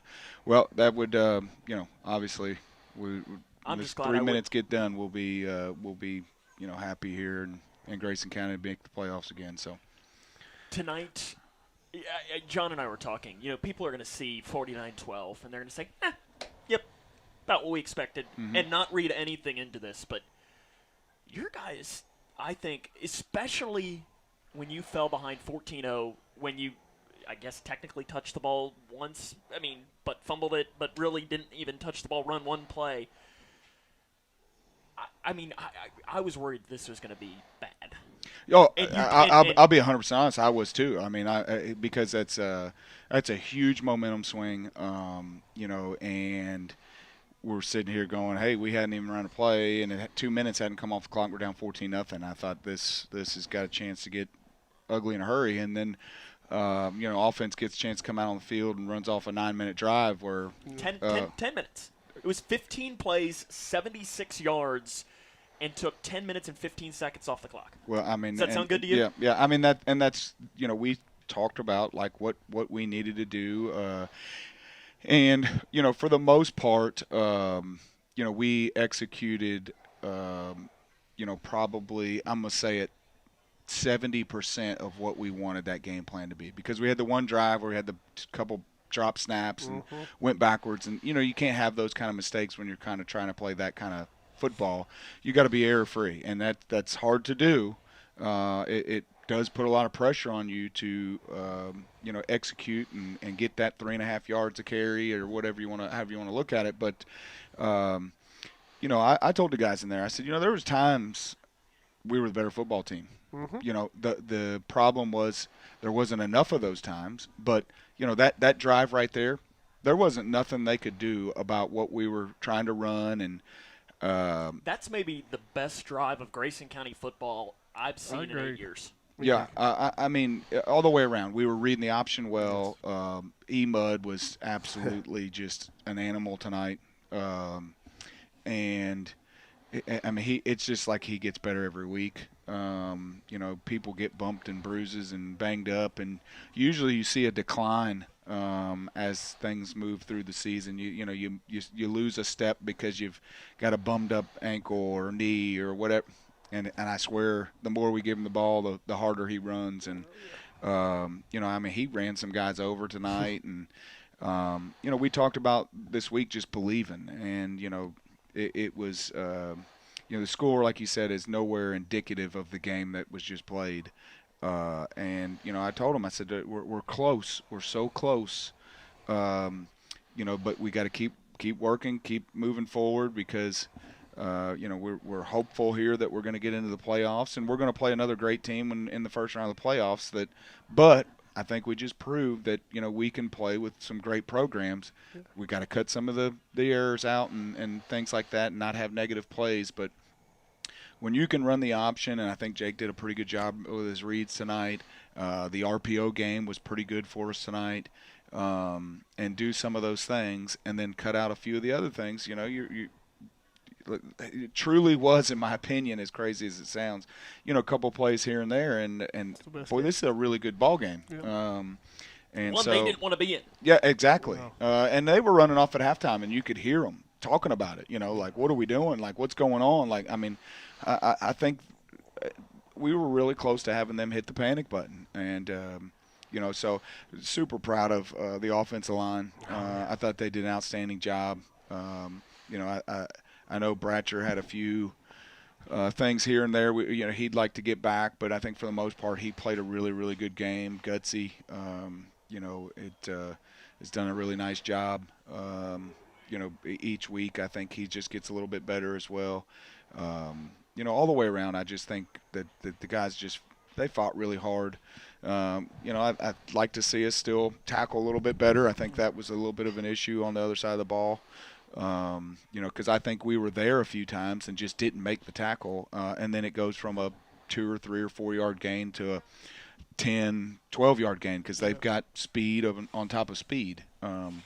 They showed that on a couple of their long runs. You let them get in space and get away from you, and they're really going to get away from you. So, but I think the last couple of weeks, I think we're practicing as good as we have all year, and I think that the kids just keep getting better, and so we just got to keep moving in that right direction.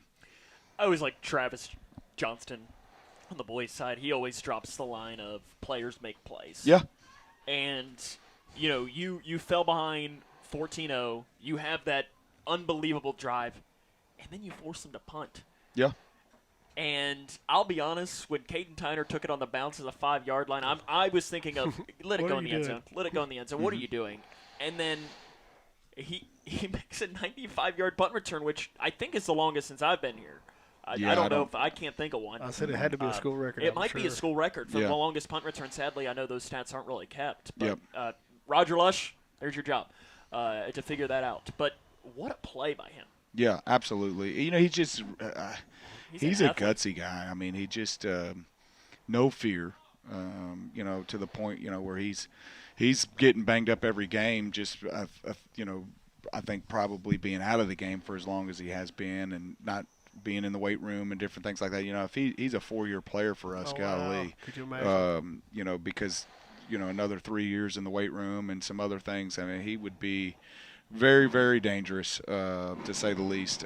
But he's the kind of guy for us that can go the distance. In one play, and we're not blessed with a half a dozen of them like Bowling Green, but for us, he's the guy, and that's why we put him back there. And when you run that hard on special teams, Buster has shown it, on kickoff return and stuff, that he's busted some big ones because they just run hard and hit it as hard as they can, and that's not an easy thing to do.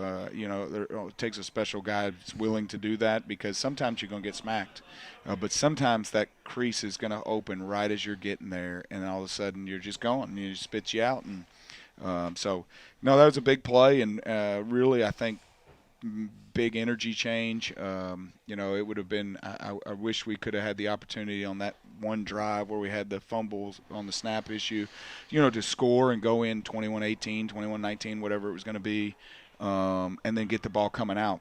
I mean, you look at some of those things, and if some of those things really play out that way, what a ball game it really could have been. But it didn't happen. They're an excellent football team that is expecting to make some pretty deep runs. So, but I'm proud of how those guys played. I'm interested to see some of it back on film for sure because, at times, man, we looked really, really good. Lane Beasley. Tailback Lane Beasley. Well, I'll be honest with you. Before his ACL injury, he's the fastest guy we had on the team. Now Tyner wasn't on the team then or anything, but when we time 40s and stuff, he's the fastest guy we have. So I've got no issues with him running the ball. Snap kind of come back there, not real strong, and I thought it's getting ready to get punt. And I'm super proud of him to have the wits about him to say I can't kick this. Because it would have been blocked and it would have been a touchdown or a safety or something for them. Yeah. And he took off and broke some tackles there in the end zone because they had hands on him. And then I look out there, and, we've got a couple of guys that have the wherewithal to start blocking, and he puts his head down and fights for that extra yard, and there we are, first down, continue the drive. So, ball bounced our way in that scenario. But he's another guy that's just tough, hard-nosed, gritty, plays fearless, regardless of overcoming the injury and stuff like that. And so we just got to keep finding more and more of those guys that play the game that way. One of the things I was telling Sam, but we went into halftime, you were down 28-12, I think, at the time. We had the ball on the 35-yard line, and I don't know. We were driving, and I thought, well, if we score here, we got a chance to come out and get the ball. And I don't know if Jake just didn't see the linebacker there. Well, we had hit that little RPO off Buck Sweep a couple of times, and I think their adjustment. Of course, they have the luxury of 16 coaches. I was looking at their coaching staff earlier today. They got 16 coaches. 65-inch TV. They've got a TV over there, so they can watch drives back. They're not playing guys both ways, and so they can get in a huddle over there and talk about how they're going to defend plays that are hurting them. And we had hit that RPO a couple of times on them, and so they took the backside linebacker, and his key in their defense is normally he sees a guard pull, he goes with the guard and follows, and that's what was open in that RPO. Well, on that one, he dropped into coverage to take away the RPO. And us not having the ability to talk about it and do those things, we ran our route the exact same way, and, we came back on 4th down in the second half, and instead of hooking up over the ball, we dragged it across, and the ball was unfortunately too high, but it was there. We made an adjustment to their adjustment that was spot on. I mean, we had them nailed, and unfortunately the throw was just a little high. We didn't come up with it because had that ball been down a little bit, Anthony's going to pick up the first down and some. And so but they can make some of those adjustments. And so Jake wasn't expecting it. He saw the play side linebacker flow downhill. He pulls the ball, goes to make the throw, and they made a good play and a good adjustment there. But I was thinking the same thing when he mudded. We went buck right, and he cuts it all the way back across the field and breaks 3 tackles and gets us down in that range. I thought, we got a chance to take one shot here, and we actually had a second route on that where we were trying to sneak a post behind the safeties. Safeties did a good job of bailing. I thought if we could pick up one more, first down, we may try to kick a field goal. We may take a shot in the end zone, but it didn't work out there. But it was a good job on the defense. I don't want to interrupt get him to stop. You're in the playoffs. Yep. I just saw that as well. So, congratulations. that's great. It is. That's ultimately the goal for us is we want to be playing in November because, we're playing a lot of sophomores, playing a freshman. Quite a few juniors, and the extra week of practice, the extra game, all those things are beneficial for the program as a whole. So always good to be playing in November, regardless of how you get in or what your seed is or whatever it may be. There's a lot of teams that'll be sitting at home on November 7th or whatever it is, and we'll have the luxury of still be playing. So that's always a positive for us. Next week, you got a Hart County team that's darn good. Yep. And they've had really good years. I mean, that's as good of a football team as you found over the last 3 years. Mm-hmm. I think they've lost what, 4 games in 3 years or something. Yep. They've been really good. They've done a great job down there. Coach, his name is now escaping me. Chad Griffith. Griffith, thank you. He's done a great job building that program up. Obviously, they're playing with a heavy heart as well. What do you know about him, and how do you take – I think you've had back-to-back good performances. Yeah. And you're going to need another one against a different team than Bowling Green, but it's still a darn good football team. Yeah, they're kind of hard-nosed, smash-mouth, remind me, kind of like a McLean County team. And, the one thing that I'll say is I think early in the season when we played McLean, we struggled with some physicality. Anderson County, McLean County, Butler County, we just struggled with the physical aspect of the game, in my opinion. And when teams kind of got rough with us, we didn't get rough back. And so but I think that's one thing that's really changed here in the last couple of weeks is especially up front, on the offense side of the ball. Offensive line is really just at another level right now. And so that is going to be both teams are going to run the ball more than they're going to pass the ball, and it's going to be a battle at the line of scrimmage. And so we will, we're going to have to be physical and ready to mix it up because that's typically their style is they do a lot of wing tee motion and different things like that. So some stuff that we've seen a little bit, in Edmonson County and McLean County, Barron County, some similar things to those guys. And, So we're going to have a really good week of practice again and have a good game plan and good week of preparation, and because they're going to be very tough. They are right now, they're accustomed to winning, and so they play with some swagger and some different things like that, and they play with every time they step on the field. They expect and believe that they've got a chance to win the ball game, and I think we're getting to that point now with this group. I think we were there the last couple of years as we moved through those seasons, but I think right now we're getting to that point with this group now. So. It'll be a battle that we're going to have to be prepared for, because if we come out like we did, several weeks ago against Barron County, they have the capability to do what Barron County did to us. So we're going to have to fight. That's for sure. I expect that if that game's going to be competitive in our favor, it's going to be a war. And if we're not ready for that kind of battle, then they got the capability, because they got some nice athletes too to run it up on you. Coach, I appreciate it. We'll see you next week. Thank you, guys. That's head coach Brian Jones. Cougars fall tonight. We'll come back, wrap it up after this. This is Cougar Football on K105. Are you looking for the best building materials in Leitchfield? Look no further than Future Designs Building Materials. The builder's choice on Quarry Road has everything you need to build your dream home.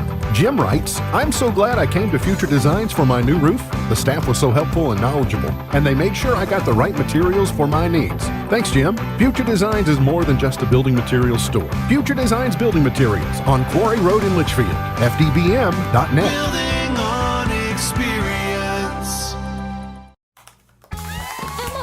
Did you hear? Todd's in the hospital. Who's Todd? He got a collapsed lung from vaping. He thought it was cool. Not cool. Promise you won't vape, Emma. It can lead to a lifelong addiction, and we can't be friends if your lungs collapse. Bogus. Wacky sitcom teens aren't the best people to talk to your kid about vaping. Hey, you got a minute? You are. Start the conversation with your child about vaping today. Hi, I'm Dr. Ashley Gabbard, internal medicine physician with Owensboro Health. I'd like to talk with women 40 and over about having annual mammograms, even if there is no history of breast cancer in your family. Early detection provides women a strong advantage in fighting breast cancer. Ask your primary care provider for a referral and schedule your screening online at owensborohealth.org/mammogram.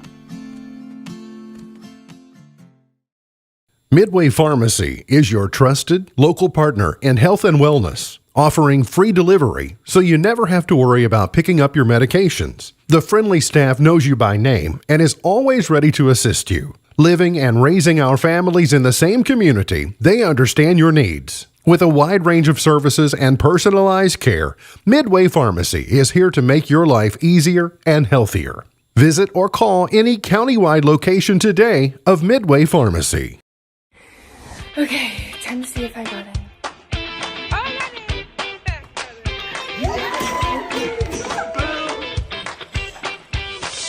Yes! It is my honor to welcome you to the class of 2029. See you, teachers! Congratulations and welcome to the Big Blue Nation! Everyone deserves a bright future. Find your future at futurity.org. I crave adventures that spark joy and create memories. Sailing the seas with Royal Caribbean or exploring the magic of Disney parks. And with your global getaway, my dreams are expertly crafted. From all-inclusive Caribbean resorts to tailor-made itineraries, Mark turns wanderlust into reality.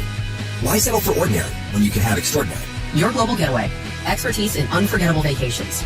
Call Mark at 270-296-0106 or visit yourglobalgetaway.com. Start living your travel dreams today. Yes, start living your travel dreams today.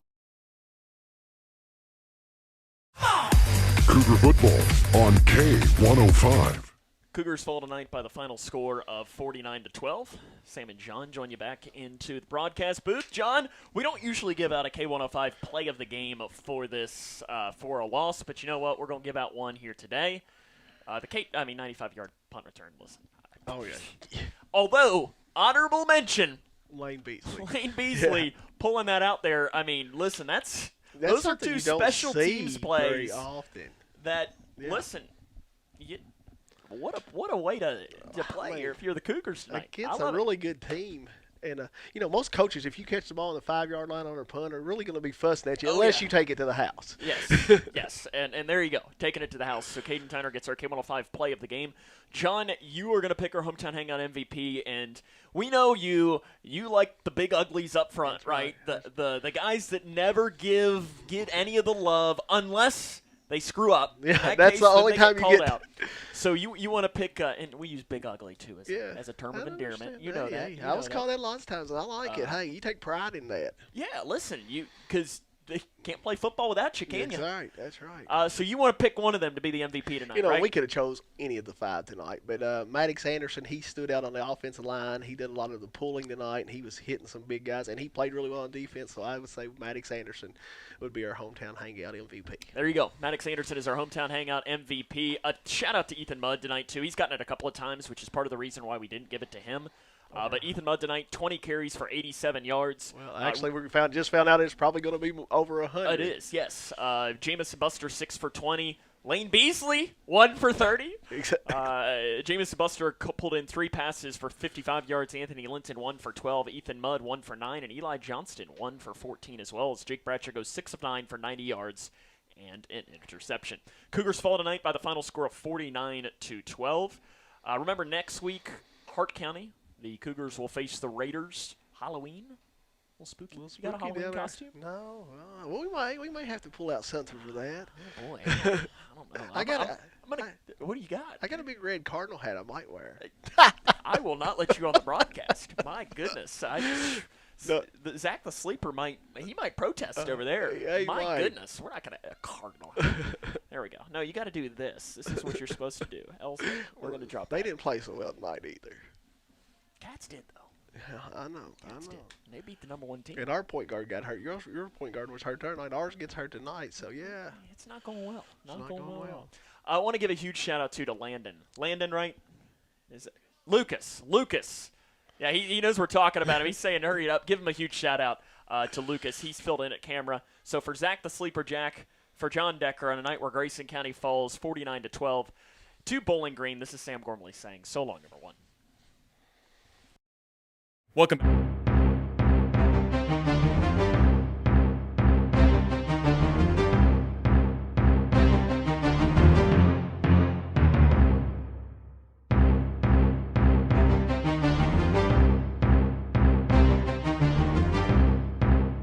This is Grayson County Cougar football on K105. Tonight's Cougar football contest is sponsored by Future Designs Building Materials, Midway Pharmacy, Owensboro Health, Twin Lakes Medical Center, Scotty's Contracting, and Stone, Western Kentucky Regional Blood Center, Your Global Getaway, and by Grayson County Schools.